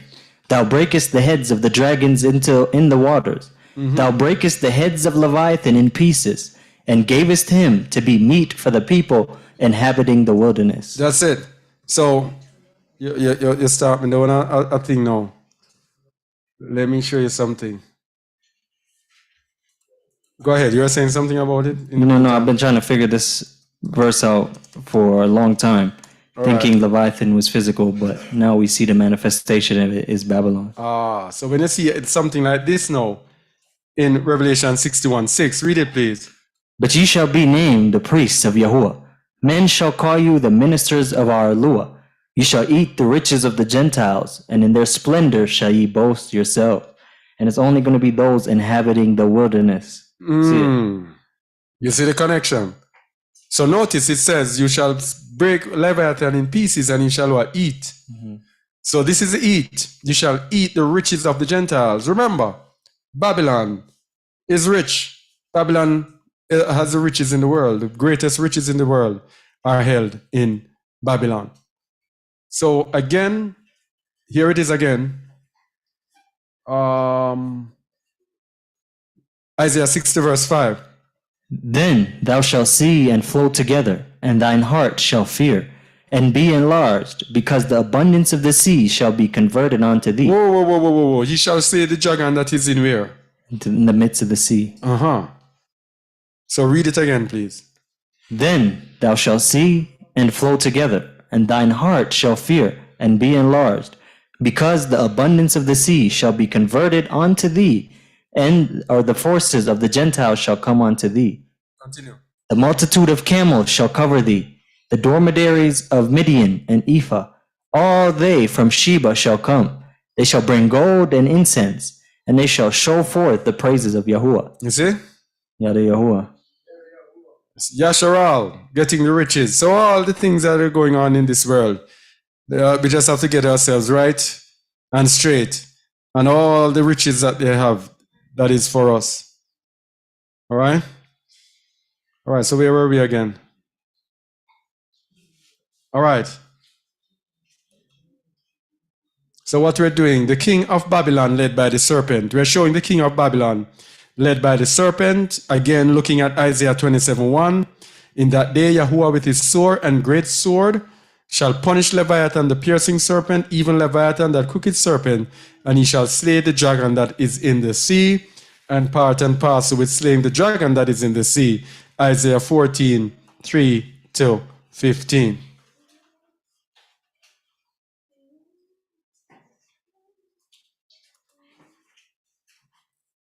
Go ahead, please. And it shall come to pass in the day that Yahuwah shall give thee rest from thy sorrow, and from thy fear, and from the hard bondage wherein thou wast made to serve, that thou shalt take up this proverb against the king of Babylon, and say, How hath the oppressor ceased? The golden city ceased. Yahuwah hath broken the staff of the wicked, and the scepter of the rulers. He who smote the people in wrath with a continual stroke. He that ruled the nations in anger is persecuted, and none hindereth. The whole earth is at rest and is quiet. They break forth into singing. Yea, the fir trees rejoice at thee, and the cedars of Lebanon saying, Since thou art laid down, no feller has come up against us. Yeah, this is the king of Babylon. Continue. Hell from beneath is moved for thee to meet thee at thy coming. It stirred up the dead for thee, even all the chief ones of the earth. It hath raised up their thrones, all the kings of the nations. All right, so this is what they call the Antichrist, the end time Antichrist. There's going to be a king of Babylon in the end time, the leader of this new world order that they are setting up. This is what is referring to in the end time, before Babylon is toppled. Verse 10. All they shall speak and say unto thee, Art thou also become as weak as we? Art thou become like unto us? This is Satan being manifested in a man. Continue, verse 11. Thy pomp is brought down to the grave, and the noise of thy vials. The worm is spread under thee, and the worms cover thee. How art thou fallen from heaven, O Lucifer, son of the morning? How art thou cut down to the ground, which didst weaken the nations? For thou hast said in thine heart, I will ascend into heaven. I will exalt my throne above the stars of Alua. I will sit also upon the mount of the congregation in the sides of the north. I will ascend above the heights of the clouds. I will be like the Most High. Yet thou shalt be brought down to hell, to the sides of the pit. All right, so that is it. You shall be brought down to hell. This is Revelation 19:20, when the beast is thrown into the lake of fire. All right, so I only hope that brought some more understanding here. So, Babylon and Yasharal. The Most High perfects his people with great labor. The Most High does not perfect his people in Yasharal. Let me get this video capture thing going on. Does not perfect his people in Babylon. He perfects his people who flee out of Babylon. He perfects them with great labor. All right, let me fit this thing in. All right, go ahead, read Isaiah 27:2. In that day sing ye unto her, a vineyard of red wine. I, Yahuwah, do keep it. I will water it every moment, lest any hurt it. I will keep it night and day. So we are looking at Isaiah 27, and we are using precepts to bring out what it is actually saying. So, in that day, sing ye unto her a vineyard of red wine. What is Yahuwah's vineyard? And what is this red wine? Isaiah 5:7. For the vineyard of Yahuwah Zebaoth is the house of Yasharel, and the men of Yehuda his pleasant plant. And he looked for judgment, but behold, oppressions. For righteousness, but behold, a cry. So his vineyard, in that day I will sing ye unto her a vineyard of red wine. Now we know wine is the produce of the grapes that are crushed. Now red wine refers to wine that is perfected and ready. So the vineyard of Yahuwah, which is the house of Yasharal and the house of Judah, the 12 tribes, will be perfected by the Most High.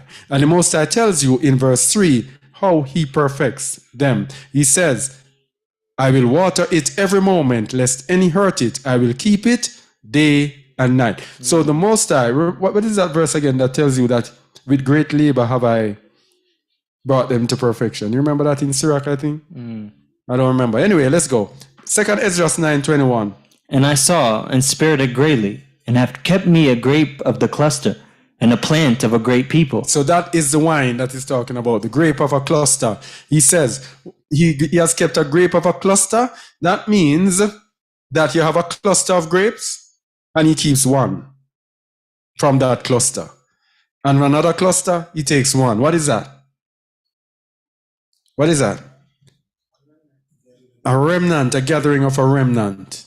One by one, he gathers his remnant from all over, puts them together. And then, how can you make wine from grapes? Before you crush them, you age them. Isn't that so? Perfect. To get it fermented. I don't know much about it. I think you press it first. Oh, yeah. So you crush it first. So when he takes one from a cluster, is that one going to be in a comfort zone? That one is going to be what? Crushed. Then after it is crushed, it is aged, fermented, before it can be bottled up as wine. Yeah? I've kept me a grape of a cluster and a plant of a great people. Verse 22 says, Let the multitude perish then, which was born in vain, and let my grape be kept, and my plant. For with great labor have I made it perfect. oh yeah, this is it. For with great labor have I made it perfect. So his people in the end time will be perfected through great labor. That means the Most High is going to take us and bring us through all sorts of processes in order to get us to where he wants us to be. That is perfection. So for us to be believers and then expect our lives to remain the same, it is impossible. The Most High has to perfect us with great labor. That's why those who are in the way will tell you where the Most High has brought us from. And he brings us to so many places that most people will not want to go. When he crushes us, he really and truly crushes us. All right? All right, so let's go to verse 4 of Isaiah 27. Fury is not in me. Who would set the briars and thorns against me in battle? I would go through them. I would burn them together.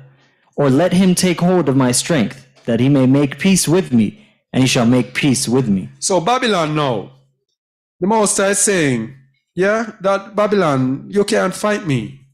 You can't defeat me. You can't defeat me.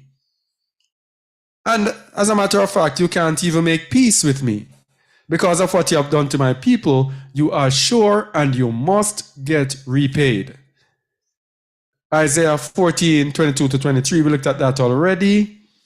That he will cut off from Babylon the name, the remnant, the son, the nephew, saith Yahuwah. Let's go to Jeremiah 51, 9. Babylon cannot make peace with the Most High. We would have healed Babylon, but she is not healed. Forsake her, and let us go every one into his own country. For her judgment reacheth unto Shamayim, and is lifted up even to the skies. So, in other words, Babylon cannot be healed. So because Babylon cannot be healed, is that saying we should stay in Babylon? Is it saying we should stay in Babylon? It says, forsake her, and let us go everyone into his own country. Now, once we thought that this own country meant the country that you have today. But the own country, for every man into his own country, for us, it is the land of Yasharal. Yeah? Because this is where we were caused to be taken captive. This is our land.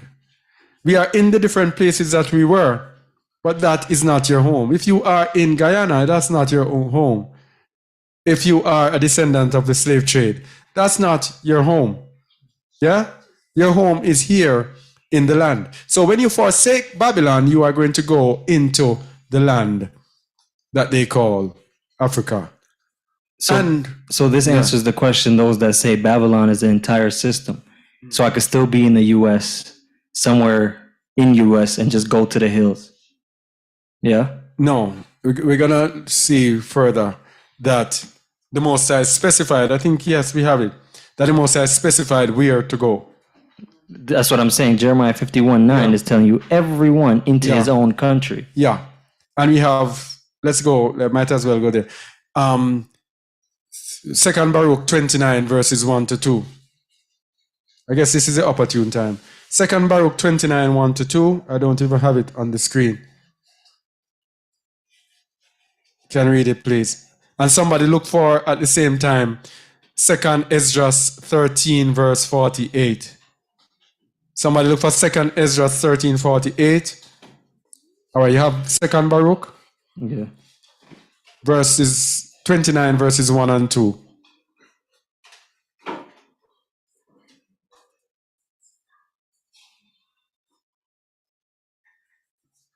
What a slow. And Yahuwah answered and said to me, that which will happen at that time bears upon the whole earth. Therefore, all who live will notice it. All right, so the question was asked, what is happening in the end time, what they call the Great Tribulation? Will it happen only in one place or in the whole earth? So Esdras was being told that the Great Tribulation will take place on the whole earth.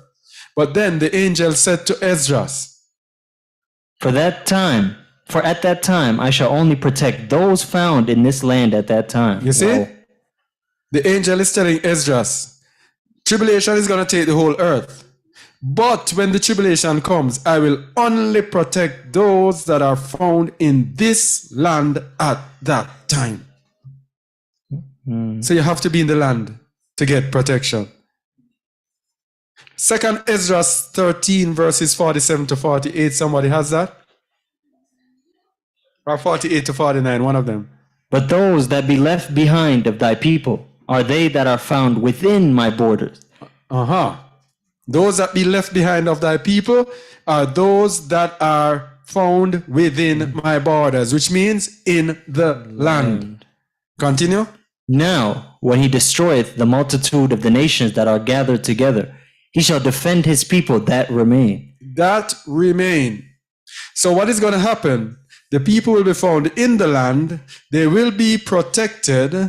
Hamashiach is going to defeat the wicked and then turn and protect those who are found in the land with him. Yada Yahuwah.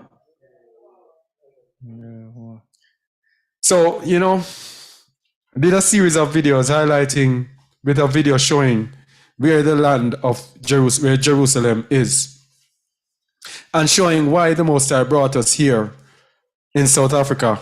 We did not ask to come here. We did not want to come here. I did not want to leave where I was in Jamaica. I was comfortable. The Most High said, leave, I left. I did not know why I was leaving or anything. It is while I'm here, the Most High is showing me that this is the ancient land of Canaan, what they call Canaan. This is Yasharal. This is the land of Yasharal. Yes? I did not know this. I thought that the Most High was bringing us here, and then he was going to take us somewhere north, maybe up in the Congo, maybe West Africa.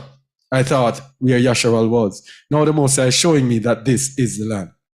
And I've put out the video and I've shown people I will no longer be trying to convince anyone or tell anyone about coming here.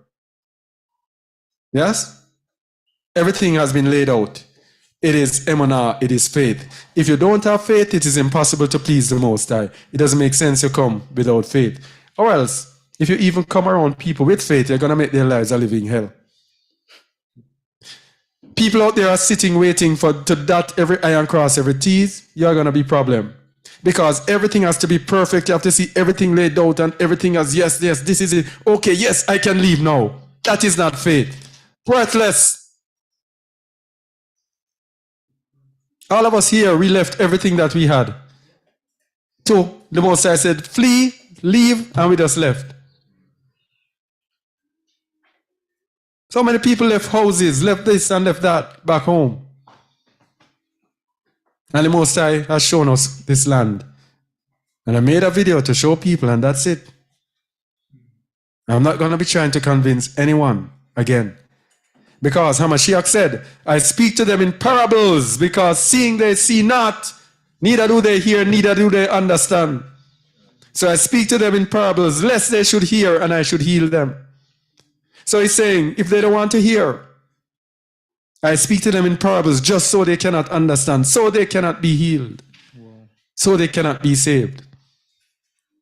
Nobody come here ask me all kinds of questions and asking me. People, you make the videos and you ask them questions upon top of questions upon top of questions upon. Stop the foolishness. And he says he's only going to protect those in the land. So if you want to stay where you are, stay where you are. Stay where you are and see what happens to you. We know what we know. We are willing to be strangers and pilgrims in this earth. We are willing to be nothing because we follow in the spirit of our fathers who the Most High led through the wilderness, not knowing where they were going, not understanding what they were doing, but they did it through faith. And that is what we do. All right? The Most High says he will only protect those who are found in the land. So you stay there. So let it be. All right.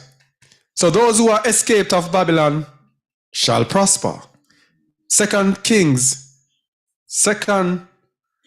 Melech, or Melechim, 19:30 to 31. 2 Kings 19:30 to 31.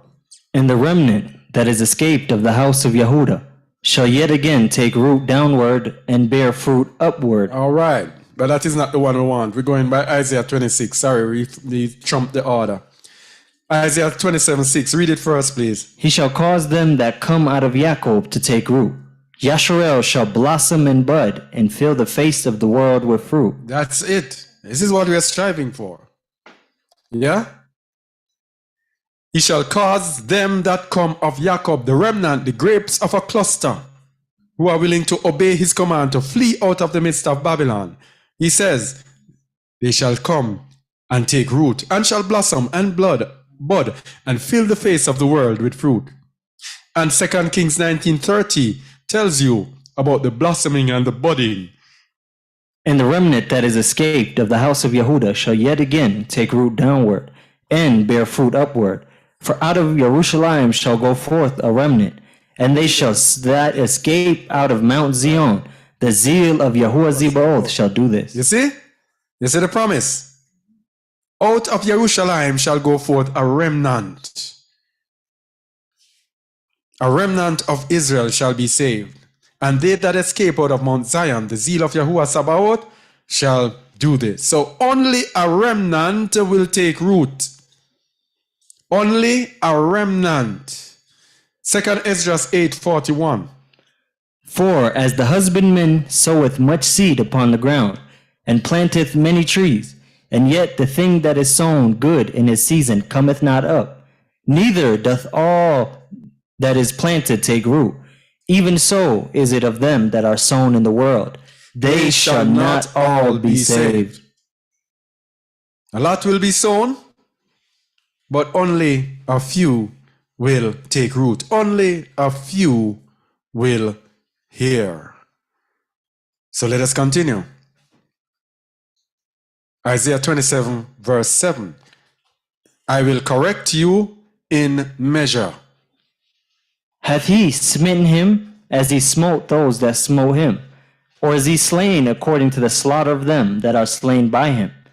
In measure, when it shooteth forth, thou wilt debate with it.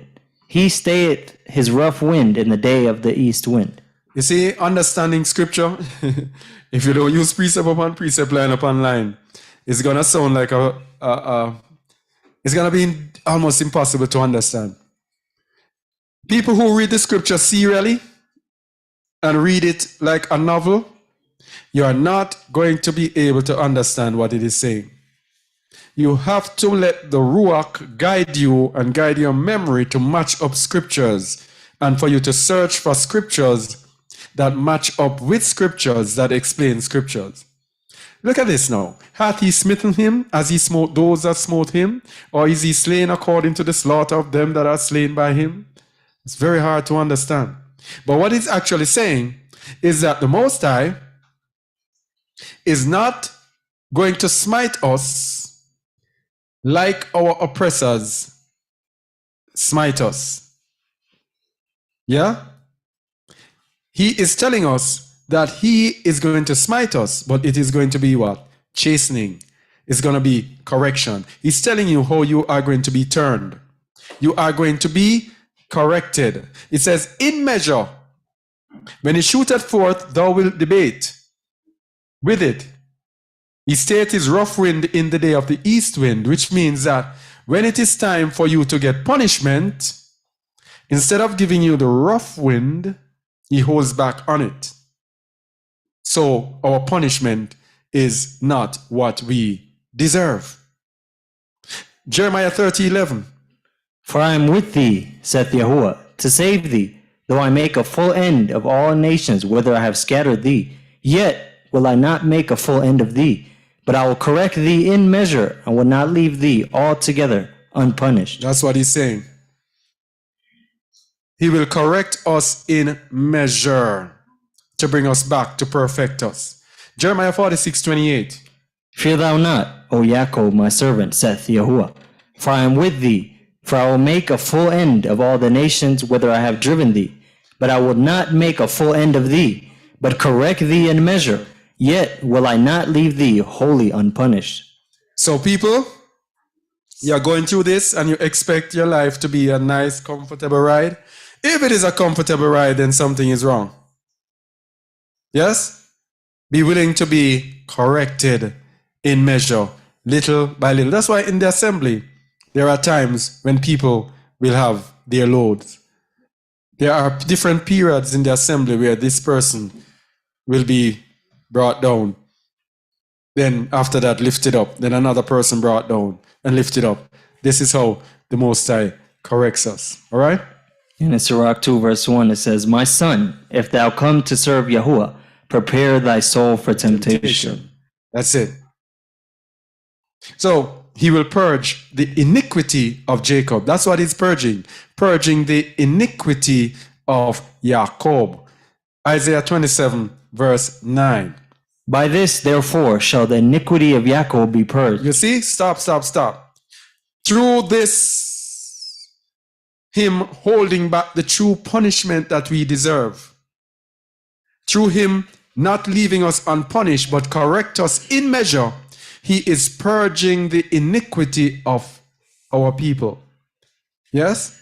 You see, those of us in the end time who are to turn back to him, we are bearing the burden of our fathers, of the sins of our fathers.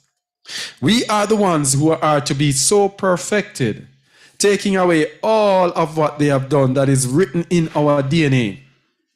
Because sin is written in our DNA. Remember, you have messenger DNA that programs our DNA to be who we are. We are programmed as sinful people. That's why when you are transformed, you have to be transformed by the renewing of your mind. When your mind is renewed, the messenger DNA that will go to your DNA will reprogram you into righteousness. So all of those unrighteousness is brought down from generation to generation. That's why it says he visits the iniquity upon the children, upon the third and fourth generation, upon the children, upon the children. It comes through our DNA. And that's why you have some family with certain traits, certain sinful traits, and some of it even in sicknesses. These are the curses that he has brought on us. It will even go through our family. Some family have family with diabetes, and everyone comes, they inherit diabetes coming down. These are the curses that are written in our DNA, and it has to be taken out little by little. And the only way it can be purged is when we go through it. We are punished and transformed. Our minds are renewed, and we are reprogrammed for righteousness. Sirach 2 verse 4. No. Let's explain the purging. Read verse 9 again. By this, therefore, shall the iniquity of Jacob be purged, and this all the fruit to take away his sin. When he maketh all the stones of the altar as chalk stones that are beaten in sunder, the groves and the images shall not stand up. So when we are purged away from idolatry. And we know idolatry is not only worshiping idols. It is anything that has control over us, or that we allow to have control over us. Okay? So the idolatry has to be purged. And this is matched in Ezekiel 36:25. Then will I sprinkle clean water upon you, and you shall be clean. From all your filthiness and from all your idols will I cleanse you. This is when the Ruach is poured out upon us. Then we will be cleansed from all our idols. Sirach 2:4-5. Whatsoever is brought upon thee, take cheerfully, and be patient when thou art changed to a low estate. This is when you are being transformed. Verse 5. For gold is tried in the fire, and acceptable men in the furnace of adversity. So again, we always say, when we're going through it, we don't want the hardships and the roughness and the dislocations and the bad times. But it is absolutely necessary, for gold is tried in the fire, and acceptable men in the furnace of adversity. Okay? So let's go again to Isaiah 27, verse 10. Yet the defenced city shall be desolate, and the habitation forsaken, and left like a wilderness. There shall the calf feed, and there shall he lie down, and consume the branches thereof. So the defense city shall be desolate. And this is part of the series that we did on Jerusalem. Jerusalem must be desolate. It cannot be a city before the whole 12 tribes are going in there. That means that place that they call Jerusalem cannot be Jerusalem. Because it has to be desolate, and it has to be a waste, and it has to be forsaken. It cannot be a city. It cannot have cities. Left like a wilderness. And in the book of Isaiah chapter, is it 32? I don't remember. No, Leviticus, in the book of Leviticus, it tells us that when Jerusalem, when we are in captivity, the cities will be left desolate so that the land can keep its Sabbath. As long we need to go there.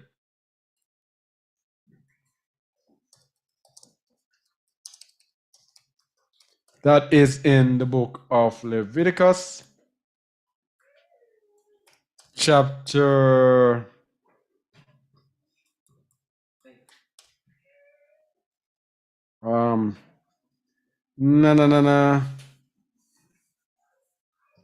where is it? 26. Leviticus 26. Let me get this thing up. Where is it? Man, oh yeah. Leviticus 26 tells us, and it's very important too, that this is a part of what we're saying. Start from verse 30. And I will destroy your high places, and cut down your images, and cast your carcasses upon the carcasses of your idols, and my soul shall abhor you. And I will make your cities waste, and bring your sanctuaries unto desolation, and I will not smell the savor of your sweet odors. And I will bring the land into desolation, and your enemies which dwell therein shall be astonished at it. And I will scatter you among the heathen, and will draw out a sword after you, and your land shall be desolate, and your cities waste. You see? First thing he does, he says he will bring your land into desolation and scatter you among the heathen. So when we were brought into captivity, the land was made desolate, a desert. Yeah? And he scattered us among the people. And he says he draw out a sword after you. That is why we suffered so much in the transatlantic slave trade. And your land shall be desolate and your cities waste. So let's see when it is going to stop being waste. Verse 34. Then shall the land enjoy her Shabbats, as long as it lieth desolate, and you be in your enemy's land. Even then shall the land rest and enjoy her Shabbat. You see? We have not yet returned. Our people have not yet returned to the land. We are just returning. Yeah? That means that the land must still be desolate and enjoying her Shabbats. Verse 35. As long as it lieth desolate, it shall rest, because it did not rest in your Shabbats, when ye dwelt upon it. And verse 36. And upon them that are left alive of you, I will send a faintness in their hearts in the land of their enemies. And the sound of a shaken leaf shall chase them, and they shall flee as fleeing from a sword, and they shall fall when none pursueth. That's it. They will be powerless in the land of their enemies, and that is what is happening today. We have not yet been brought back into the land. So the land must be desolate. Jeremiah 7:34. Then will I cause to cease from the cities of Yehuda, and from the streets of Jerusalem, the voice of mirth, and the voice of gladness, the voice of the bridegroom, and the voice of the bride, for the land shall be desolate. Jeremiah 9:11. And I will make Jerusalem heaps, and a den of dragons, and I will make the cities of Yehuda desolate, without an inhabitant. Without an inhabitant. That means not even one person will be living there. You see the lies that they told us? Without one person even living there. But Malachi 1:4-5 says, can I read it? Yeah. Hold on, let me get it as well. Because even the Most High prophesied that the place they call Israel, they were going to end up building to say that is Israel. Yeah, let me go to... Yeah, go ahead now. Whereas Edom saith, we are impoverished, but we will return and build the desolate places. Thus saith Yahuwah Zebaoth, they shall build, but I will throw down, and they shall call them the border of wickedness, and the people against whom Yahuwah hath indignation forever. But you see, this is the best part, Ak. And your eyes shall see, and you shall say, Yahuwah will be magnified from the border of Yasharal. So those that stay behind in places where it's directly controlled by Edom, this calls it the border of wickedness. So you can't say you're fleeing Babylon while you're still within the borders. There's only those that will be magnified from the border of Yasharal. And remember, Second Ezra says, "You will only protect those who are found within my borders." Exactly. Yada Yahuwah. All praises to His name. All right, so Jeremiah 27, we are at 11 now. This is one that I like. Jeremiah 27, 11. The branch is broken off and women set them on fire. Read it, please. Jeremiah 27, Is 11. it Jeremiah Hold on, or let me get it. Isaiah? Isaiah 27, 11. What's wrong with you? Isaiah 27, 11. Isaiah 27, 11. Go ahead. When the boughs thereof are withered, they shall be broken off. The women come and set them on fire. For it is a people of no understanding. Therefore he that made them will not have mercy on them, and he that formed them will show them no favor. So you see, whenever the Most High has no mercy on us, what does it say in Isaiah 3:12? Children are their oppressors, and women what? Rule over them. So when they have people of no understanding, what do? The women come and set them on fire. Women.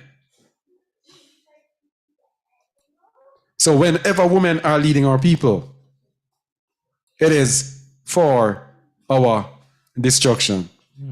He that made them will have no mercy on them, and he that formed them will show them no favor. He will make the woman come and set them on fire. And there are two aspects to the woman as well, because there is a physical aspect of a woman and there is a spiritual aspect of religion. So whenever Jerusalem, speaking about religion, whenever Jerusalem is in captivity, they are given over into the worship of false gods. I think, did I have it set to look up on? Yeah, no, I did not. So they are given over to worship false gods. And let's go, we did it already, Deuteronomy 28:64, that you shall serve other gods. Yeah. And we also looked at Revelation 17, the woman that sits upon the scarlet colored beast, Christianity. We would also be set on fire by Christianity, the woman that breaks the branches. So the branches that are broken off are those Israelites who are what? Blinded. Blinded. Because Romans 11:25. Let's go to Romans 11:25 first. Those who are blinded. Romans 11:25. For I would not, brethren, that ye should be ignorant of this mystery, lest you should be wise in your own conceits, that blindness in part is happened to Yasharal, until the fullness of the Gentiles be come in. So some of the children of Yasharal, blindness in part, are going to be blinded. And that blinded is lack of, what is the blindness? Lack of understanding. Nope. Nope. Emunah, lack of faith. Let's go. Romans 11:17. Let's talk about the branches first. Romans 11:17. Let's look back at Isaiah 17:27 first. 27:11, and then we're going to come back to Romans 11:17. So we need a memory. When the boughs thereof are withered, they shall be broken off. So this is what we're looking at. The part that says they shall be broken off. So let's go to Romaim 11:17. Why do what numbers are confuse me? Confuse me. Yeah, go ahead. And if some of the branches be broken off, You see it? This is what I'm talking about. The branches being broken off. Continue. and thou, being a wild olive tree, were grafted in among them, and with them partakest of the root and fatness of the olive tree.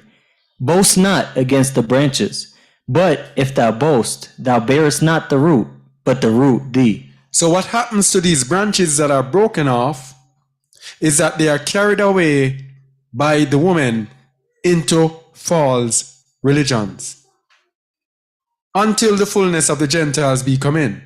when they are now going to be taught the true way, and they're going to wake up and turn back to Yahuwah. That's what's happening worldwide. People are waking up now to the truth out of the false religion. So why are they blinded? Blindness in part. Romans 11:19-20. Thou wilt say then, the branches were broken off, that I might be grafted in. Well, because of unbelief they were broken off, and thou standest by emunah. Be not high-minded, but fear. You see? That's why they were broken off. Lack of emunah, lack of faith. So that is why we are saying, when the Moses says, flee out of the midst of Babylon, and people are there itching and waiting until they get everything perfect and everything right, that is going totally against the scripture. It is faith or emunah that grafts people back in, because it says they can also be grafted back in again. But how are they grafted back in again? By emunah. Not by everybody explaining every single thing to them and they understand everything before they move. No. And that is why the Gentiles, among the first people among us here who came, were Gentiles. Why? Faith. By faith, by emunah. Thou standest by emunah. The Gentiles, the strangers, showed emunah, which is why they were grafted in. But our people, for our people to be grafted in again, it has to be through emunah. Or else you will stay broken off and cannot be grafted in. Because we need to be grafted back into our tree. You can't just get up and know that you're Yasharal and you're this and you're that. Where is the emunah to get you back in? Where is it? Because verse 21 says, For if Yahuwah spared not the natural branches, take heed lest he also spare not thee. the Father does not play. If you don't have emunah, what does it say in Hebrews? It is impossible to please him. Impossible to please him. So how is he gonna pull you back in? Anyway. So the true seed has faith plus works. No, is it the right one? He gathers the remnant one by one. Yeah. He gathers the remnant one by one. Remember, it says he takes a grape of a cluster. He gathers the remnant one by one. And that is why, for example, when we're fleeing, you have one people coming, and you have another person coming next week. We have another person coming. That's how it goes. He gathers them one by one. Isaiah 11:10-16. One by one. Isaiah 11:10-16. He gathers them one by one. And in that day there shall be a root of Jesse, which shall stand for an ensign of the people. To which shall the Gentiles seek, and his rest shall be exalted. All right, this is Hamashiach, verse 11. And it shall come to pass in that day that Yahuwah shall set his hand again the second time to recover the remnant of his people, which shall be left from Assyria, from Egypt, from Pathros, and from Cush, and from Elam, and from Shinar, and from Hamath, and from the islands of the sea. All of these places are where our people are, but guess what? They change up the maps, they change up the names of these places. You don't even know where these places are today. Trust me on that. From my studies, I don't even know where these places really are. Verse 12. And he shall set up an ensign for the nations, and shall assemble the outcasts of Yasharel, and gather together the dispersed of Yehuda from the four corners of the earth. This is what is taking place right now. Verse 12 is what is taking place. 13. The envy also of Ephraim shall depart, and the adversaries of Yehuda shall be cut off. Ephraim shall not envy Yehuda, and Yehuda shall not vex Ephraim. So why is this that Ephraim will not envy Judah and Judah will not vex Ephraim? Because we have been gathered through who? Yahusha. Yahushua HaMashiach. And through Yahushua HaMashiach, there is no envy or no vexation against our brothers. We accept each other, not even knowing which tribe our people are from. We just accept people as our brothers. Verse 14. But they shall fly upon the shoulders of the Philistines toward the west. They shall spoil them of the east together.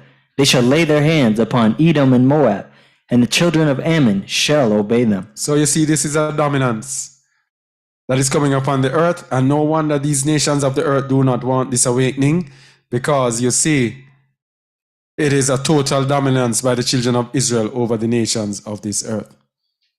And you can check out Isaiah 18:1-7 as well. We've checked it out a couple of times. Now, we want to look at what does it mean to flee out of the midst of Babylon. We looked at it the other day in our morning teaching, but we have to look at it as well, because a lot of people do not understand what it means in the midst of Babylon. Because we talk to people and, oh, Babylon is everywhere. That's what they say. Oh, Babylon is everywhere.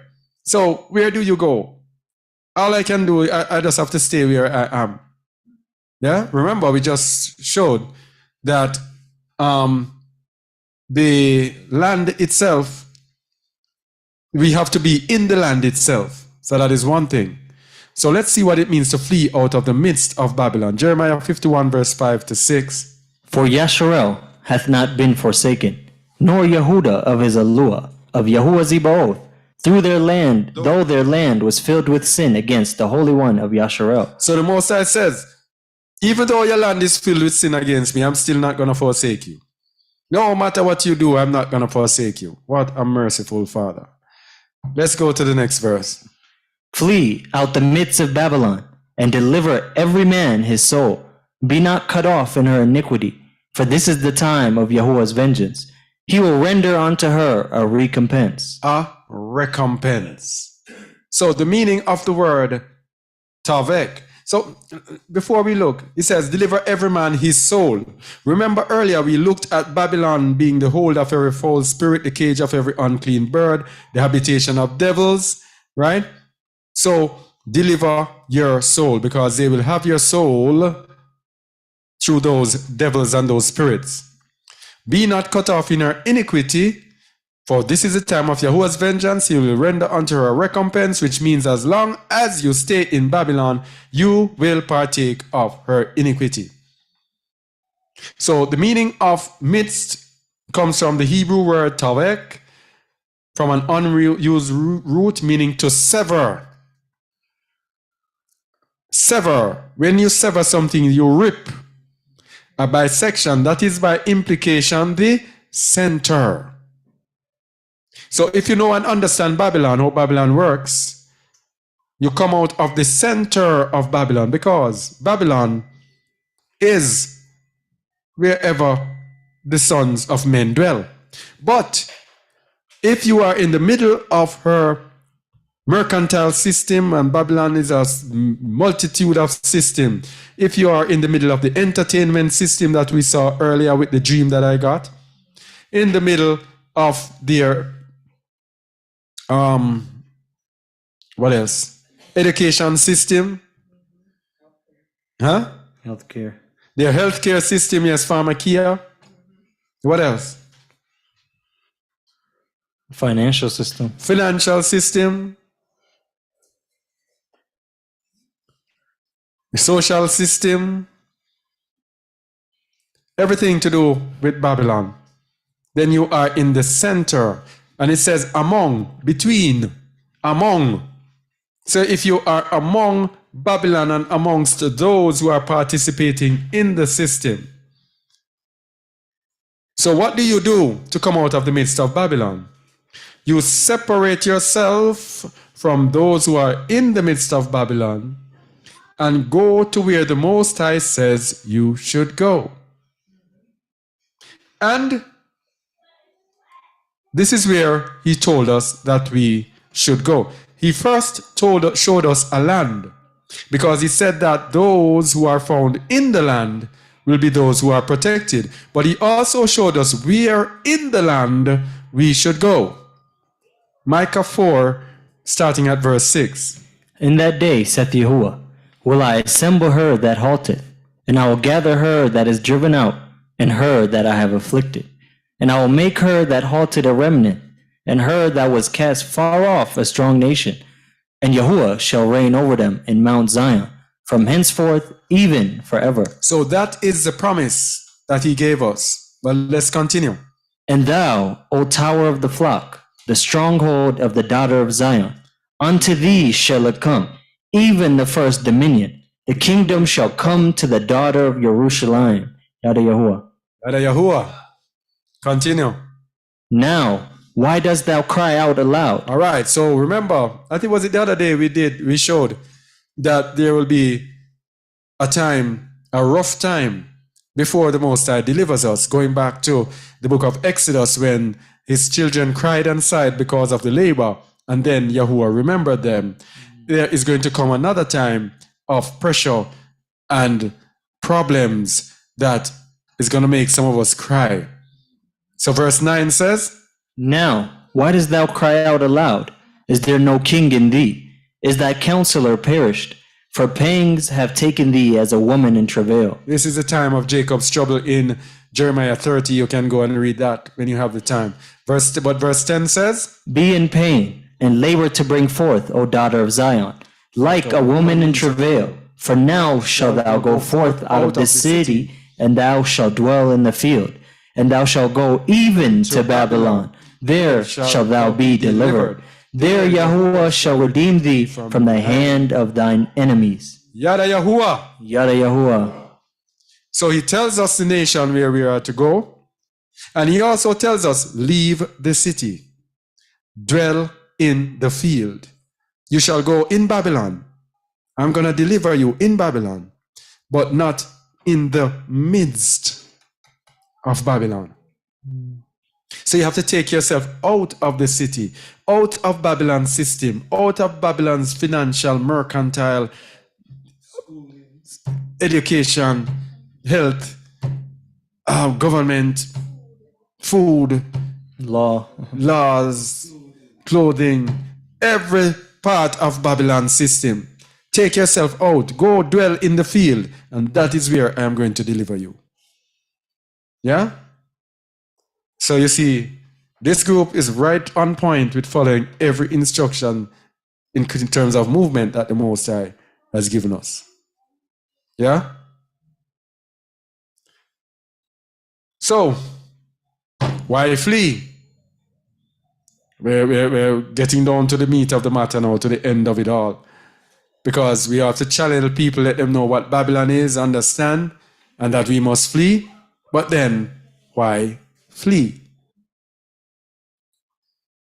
Why flee? Because we must be strangers and pilgrims to be able to serve the Most High alone. We looked at it the other day in our teaching. We must be strangers and pilgrims. We cannot be working according to our own power, or else the Most High cannot use us. We cannot be working according to our own power, or else the Most High cannot use us. Especially now, we have accumulated the wealth of Babylon. We cannot be working under our own power. We must be strangers and pilgrims for the Most High to be able to use us. 1 Chronicles 29:15. I picked up this one. Was it, I think, Hananiel shared this one the other night. 1 Chronicles 29:15.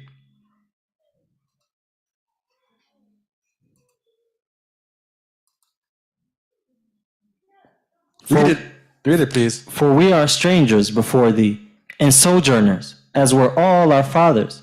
Our days on the earth are as a shadow, and there is none abiding. We are strangers before thee, and sojourners, as were all our fathers. People, if you're an Israelite, your people were sojourners. Your people were told to just get up and move, and they got up and moved. The Most High had them moving up and down, just like that, up and down. They were here today, gone tomorrow. Here this week, gone next week. All our fathers were strangers and pilgrims. Go back to the old path, which is the good way. This is how the Most High found us. Devarim 32. Verse 9. For Yahuwah's portion is his people. Jacob is the lot of his inheritance. Continue. He found him in a desert land, and in the waste howling wilderness. He led him about, he instructed him, he kept him as the apple of his eye. He led him about. Now, if we are self-driven, how can the Most High lead us about? It's impossible. Impossible for him to lead us about if I am going to determine what I want to do. Just like when the Most High told us and told me that I am to come to South Africa. Did I move immediately? No. Because I was self-driven. I was comfortable where I was. So I was there in my own comfort. Had the Most High not sent that thing, I would not have moved. I would be procrastinating every day. Okay, we can go next week. Okay, next week. Okay. Yeah? We cannot be self-driven. He instructed him, he kept him as the apple of his eye. Verse 11. As an eagle stirreth up her nest, fluttereth over her young, spreadeth abroad her wings, taketh them, beareth them on her wings. So Yahuwah alone did lead them, and there was no strange Elohim with him. You see? For the Most High alone to lead us. We have to come out of the midst of Babylon, because Babylon has become the habitation of Devils. demons, devils. And these devils are who are behind these idols. So, if we do not come out of the midst of Babylon, then Yahuwah alone cannot lead us. We are going to be led by devils. Revelation 18:2. We're going to switch back quickly. We just want to see, want us to be looking at it to see. You see all of these? Is become the habitation of devils and the hold of every foul spirit and a cage of every unclean and hateful bird. All of these are going to have power over us, and we cannot serve the Most High alone without interruption from these ruachot, from these spirits. So go back. That is why it says, so Yahuwah alone did lead him, and there was no strange Elohim with him. As an eagle stirreth up her nest, fluttereth over her young, spreadeth abroad her wings, taketh them, beareth them on her wings. Yahuwah is having us to himself. It's like leading a little child. Yes, nourishing and nurturing a little child, because he has that child now by himself. He has no competition with anyone else. Yes? He has us by himself. And so he's able to lead us. So the only way the Most High can truly lead us is if we leave out of the midst of Babylon. Let's go to Leviticus 25:22 and see what it is. Leviticus 25:22.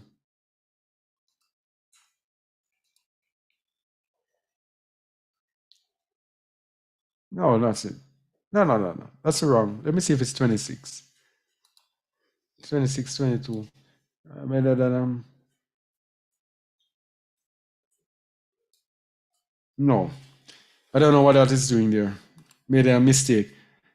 All right, Hebrews 11:13 to 16. Hebrews 11:13 to 16.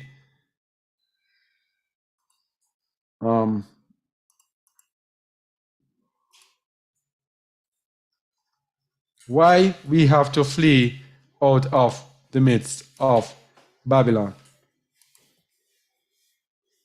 Read, please. These all died in faith, not having received the promises, but having seen them afar off, and were persuaded of them, and embraced them, and confessed that they were strangers and pilgrims on the earth. You see? Strangers and pilgrims. And let's see what the strangers and pilgrims will be doing. Verse 14. For they that say such things declare plainly that they seek a country. You see? Those who are willing to be strangers and pilgrims like our fathers were, are declaring plainly that they seek a country. Now, when I am in that country that was in that country called Jamaica, for me to live there, I have to be seeking a country. What country am I seeking? Yasharal. The land of Yasharal. So, if I am there stuck in that land, United States of America, Trinidad, Barbados, Haiti, wherever our people are, if I am stuck there and refuse to move, I am declaring plainly that I do not seek a country. So when it says flee out of the midst of Babylon and I refuse to move, it means I am declaring plainly I do not seek a country. So when Abraham was told to move and Abraham moved immediately, Abraham was determined that he was seeking a country. But you see, Hasatan is so deceptive. Even those that are seeking a country, he deceives them because the system knows that, and he sends them to Ghana, Yes. sends them to all these places because they're following carnalities and not moving on faith. Yes. You see it? You see, Satan is slick because he makes Ghana so attractive. Free citizenship. Free land, or you got to buy land or whatever. Yeah, you buy land where you get free citizenship and there are opportunities. It is a national trust. The year of return, and the government provides for you, for those who are returning, and the government sets up different ways to get their people to return. So they know that 2019 marked the 400 years of our captivity in the New World, and that the Most High said in Genesis 15:13 that after 400 years, he will redeem his people. So when the 400 years is up, they said 2019, year of return. And everybody is flocking to Ghana, right? Because Ghana was the place from which they told us that they shipped us. But somebody would really have to tell me that they didn't ship us from here. Because, as I've said almost every time we're here, these are the same people. We are the same people. I've been to many places and seen different people of our complexion. I've been to Johannesburg and I've seen people of our complexion who are not our people, and I can know these are not our people. Because when I just came to South Africa, I was in Johannesburg. I rarely saw our people. And I was puzzled. Nothing told me that we had any connection to here. So that's why I felt that we would be taken elsewhere. But when I came here, I came right home, because these are the same people I see on the road in Jamaica every day. Now you see why it says leave the city and go to the country. You see it? So when I was in the city, the revelation did not come. It was when I went into the field. Yeah? So they have some lies, because they're all lies. It is either something happened and we went up north, or people from down here went up north and were taken in the slave trade, or they took us from here and are deceiving us that it's from there alone they took us. But these same people are here. No doubt, I have no doubt about it. And it's not me alone. Everyone from over that side, who I know from over that side of the world, is saying the same thing, that we are the same people. Yeah, even I have not twin brother here. At the most, I bear witness. Yeah. So, are we seeking a country? That is why you have to flee. You have to show. Without Emunah, it is impossible to please him. So the Emunah is saying, do you want a country? You have to show me, like Abraham, that you are seeking a country. Then I will give you the country. The Most High gives you the desires of your heart. Do you desire a country? Do you desire the land of Yasharal and are willing to give up that old land of captivity that you had? You were brought into captivity and told to leave that land of captivity, and you're still holding on to the land in which you were captive. That means you're not seeking a city. You're comfortable in your land of your captivity, so stay there. Read from verse 14, please. For they, that say such things declare plainly that they seek a country. And truly, if they had been mindful of that country from whence they came out, they might have had opportunity to have returned. So you leave and you don't have any intention of going back because you're looking forward, because you're seeking Mount Zion. Verse 16. But now they desire a better country, that is, in heavenly. Wherefore Eluah is not ashamed to be called their Eluah, for he hath prepared for them a city. For he hath prepared for them. A city. So that is the country that you live. So if you do not flee, yes, let's go to Abraham. Let's go to Abraham. And this is the emanah that the Most High is making us emulate. This is it. Hebrews 11 verse 8. This is the emanah that the Most High is testing you. Are you willing, like Abraham, to leave your country? You know, it's so interesting.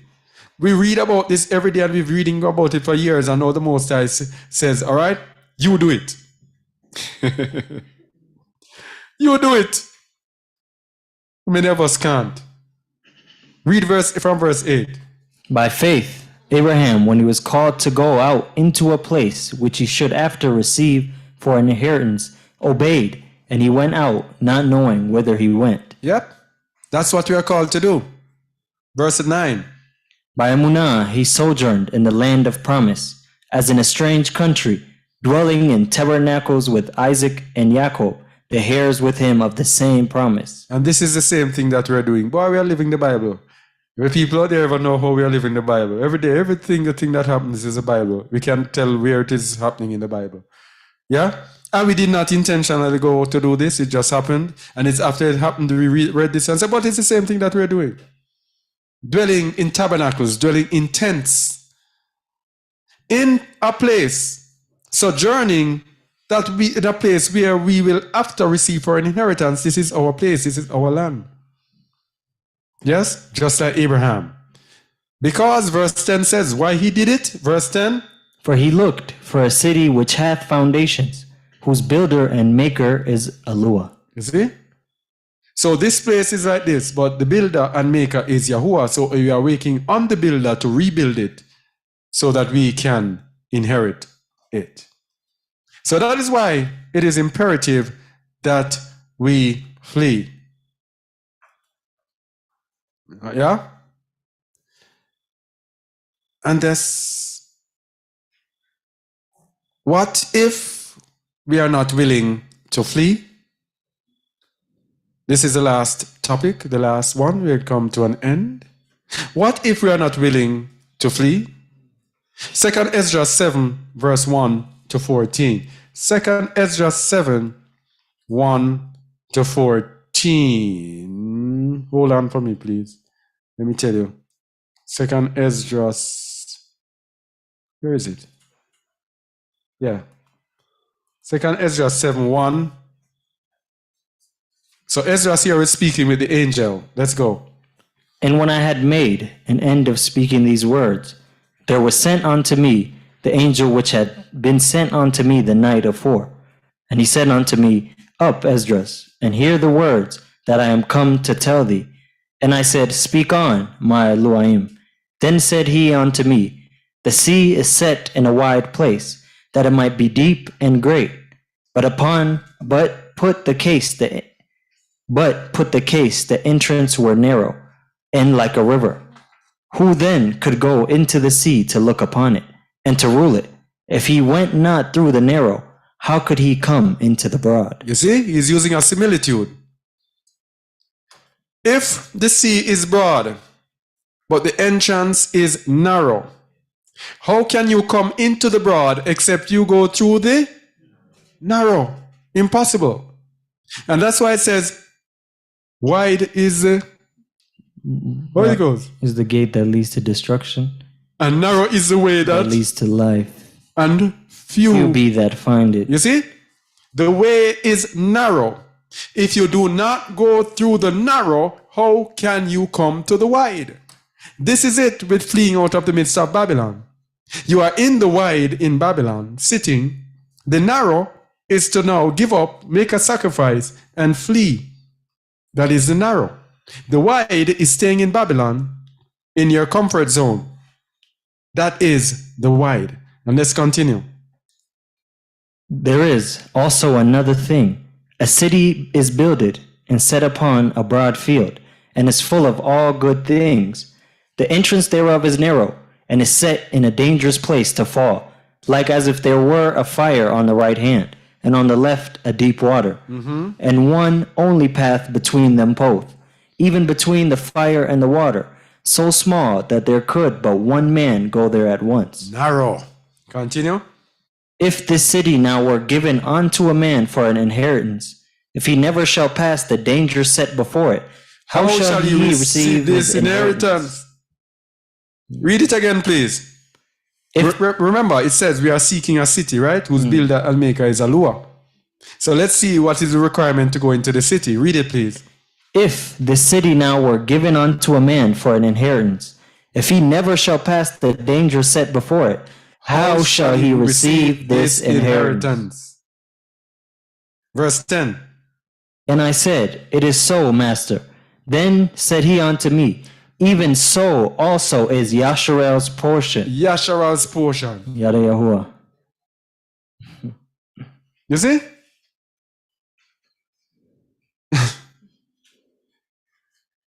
Woo. Continue. Because for their sakes I made the world. And when Adam transgressed my statutes, then was decreed that now is done. So, because of the sin of Adam, the entrances were made narrow. It is because of Adam's sin. And that is why we have to be brought to perfection and have to go through so much to be transformed back into righteousness because of Adam's sin. So that is why the Most High keeps making us, asking us to use Emunah, to make sacrifices in order to achieve our inheritance. Continue.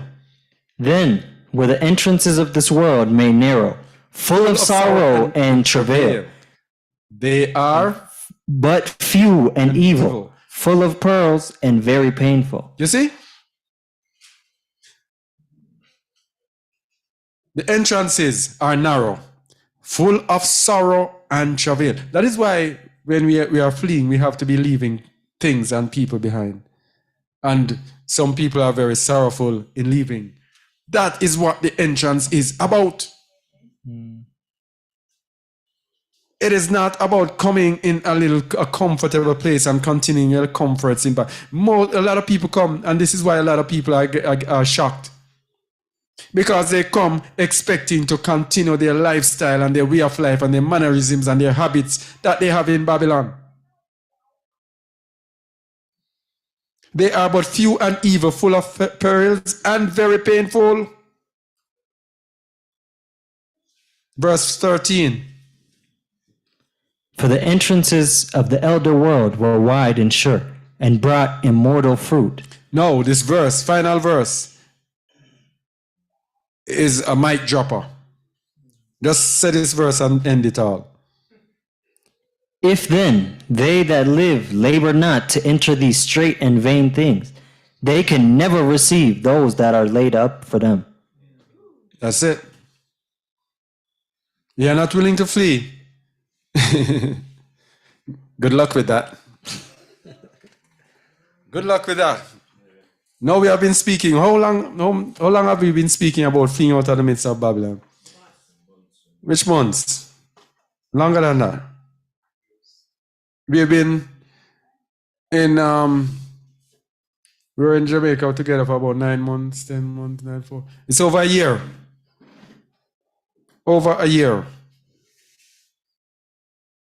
What an ear to hear.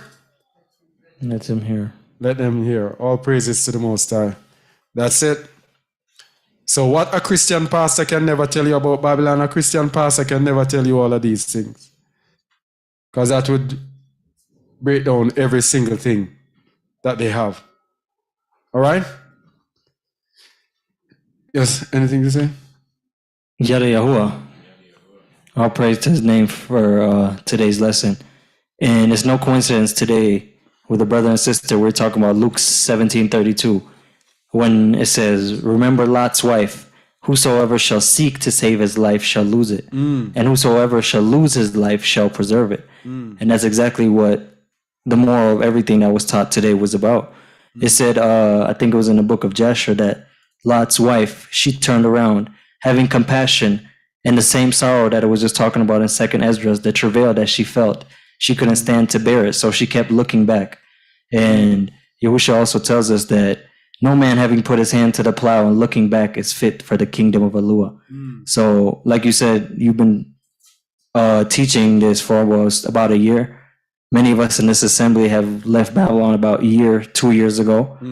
It was only once we acted in obedience and fullness of faith, not knowing where we were going to end up, that more things kept getting revealed and revealed and revealed. Yes. And now we're all here seeking the salvation, seeking Mount Zion that is to come.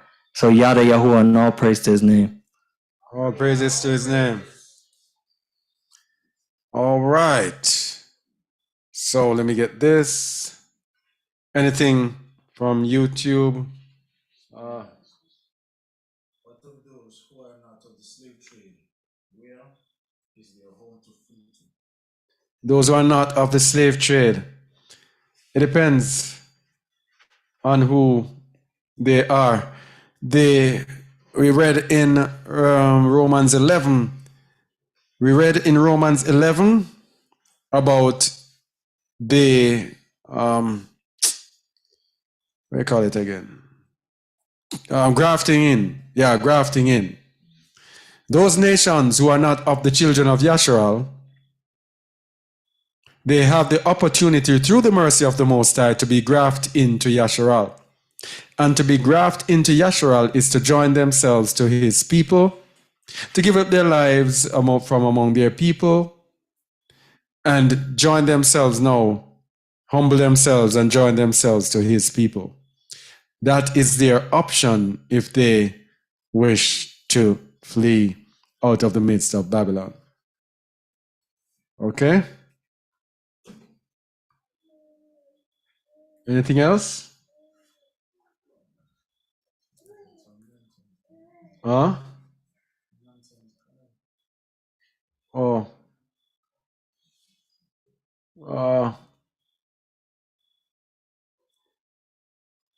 Someone said, Shalom. In January 2020, I dreamt of war.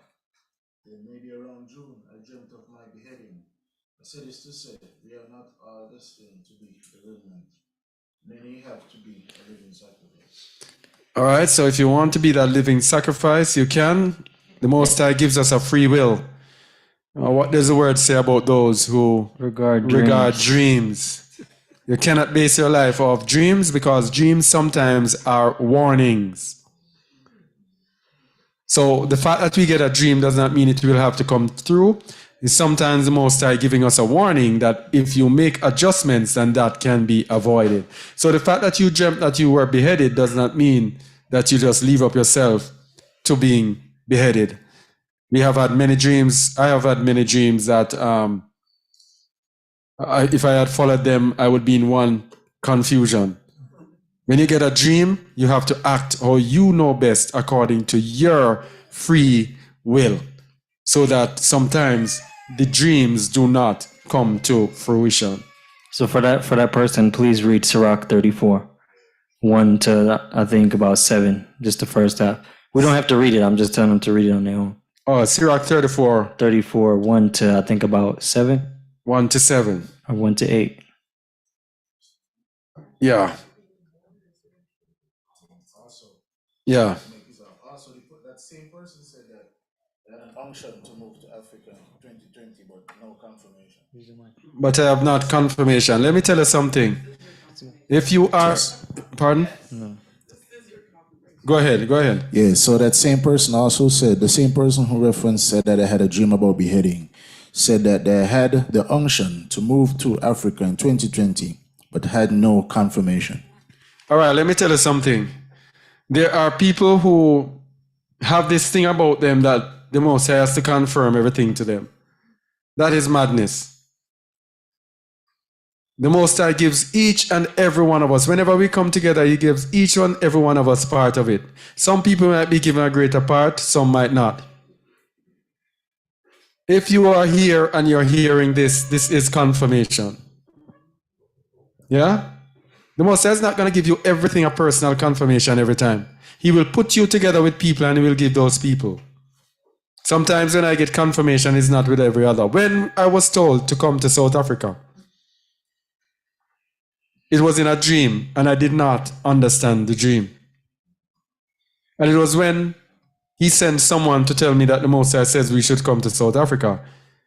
I decided to look on the dream, and lo and behold, the dream was actually saying that it was about South Africa. So if I was just saying, dismissing it and waiting now on my own revelation, the Most High probably would not give it to me. Because he give it to someone else, but because I might be too proud or think that I am to get everything myself, he will probably not give it to me. Yeah? We have given confirmation over and over again. We have gone through videos upon videos, proof upon proof. Yeah? All I can tell you, right now we are in the land of Canaan, the land of Canaan. And nobody except the Most High can come and tell me that I am wrong. He has shown us so many signs, so much evidence. As a matter of fact, when we came here, I think it was Atara and Hassad first who said, Brother Kazak, I believe this is the land. Just by what they saw. And I at that time withhold my judgment because I like to make sure that I see certain things first before jumping to the conclusion. But they were saying, this is the land. This is the land. And I never had the idea.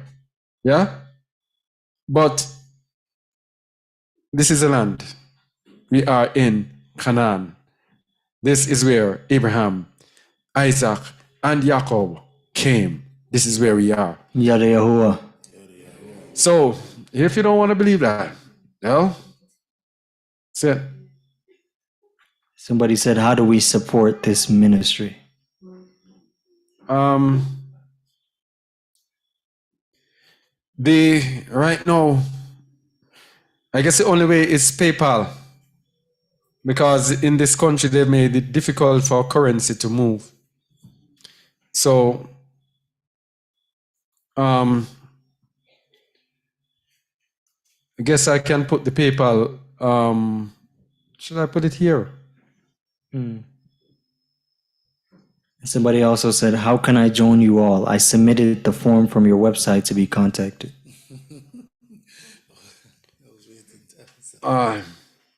One thing at a time. Where are we? You're at PayPal. All right. I don't know if I should put it here. Email us on one of our websites, justaword.org. Let me put the address. There is a messaging form on our website or on either one of our websites, either Just a Word Radio or justaword.org. And you can email us, and then I will send you my PayPal email. All right. And what was the other one? Let me run through this. How can I join you all? I submitted the form from your website. So is the form working? How long ago did you submit it?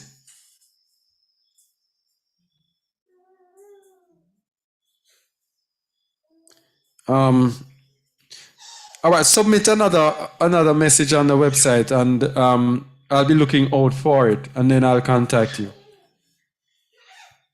This person says, we soon be there too. My first time hearing you, hit my heart, knew that there was more. Ruth, oh man. She said, Chile is being burned. Chileans have forgotten their creator. We are doing well in the midst of this judgment. What you're seeing is still sign of things to come, huh?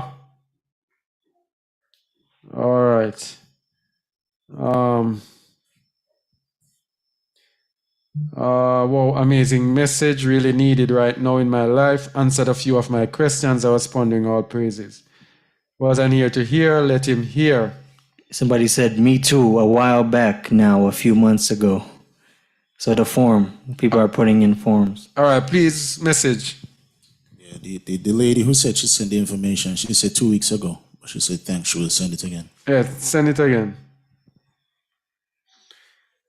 Thanks for that info on grafting in. And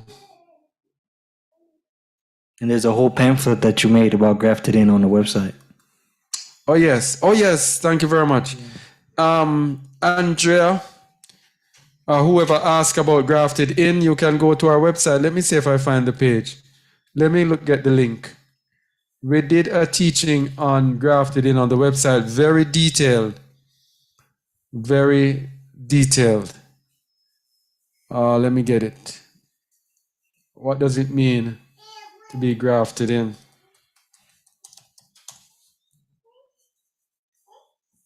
All right, coming up with it. I'll put the link into. Oh, here it is.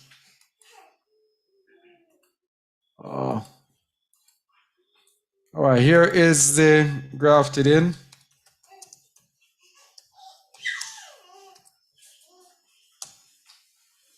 That's in the description. Grafted in is in the description. All right. All right, that's it. Grafted in. You can click on it before we go because we're going to be closing soon. You can click on it so you can check it out after. That's about it. All right. So thank you all for watching. This is Kazakh Eliyahu Yasharal from Just a Word. You can check out our radio station, 24/7 radio station, Just a Word Radio, for ongoing teachings, music, whatever. Just a Word Radio. And our website at justaword.org. All right? So thank you all for watching. Please share. And you can check out our video series that we just completed about the true location of Jerusalem. And check that out and you should be edified. All right? Until next time, this is Kazakh Eliyahu Yasharal on behalf of Al Shaddai and the rest of the Just a Word family here in South Africa. Shalom, shalom. Shalom.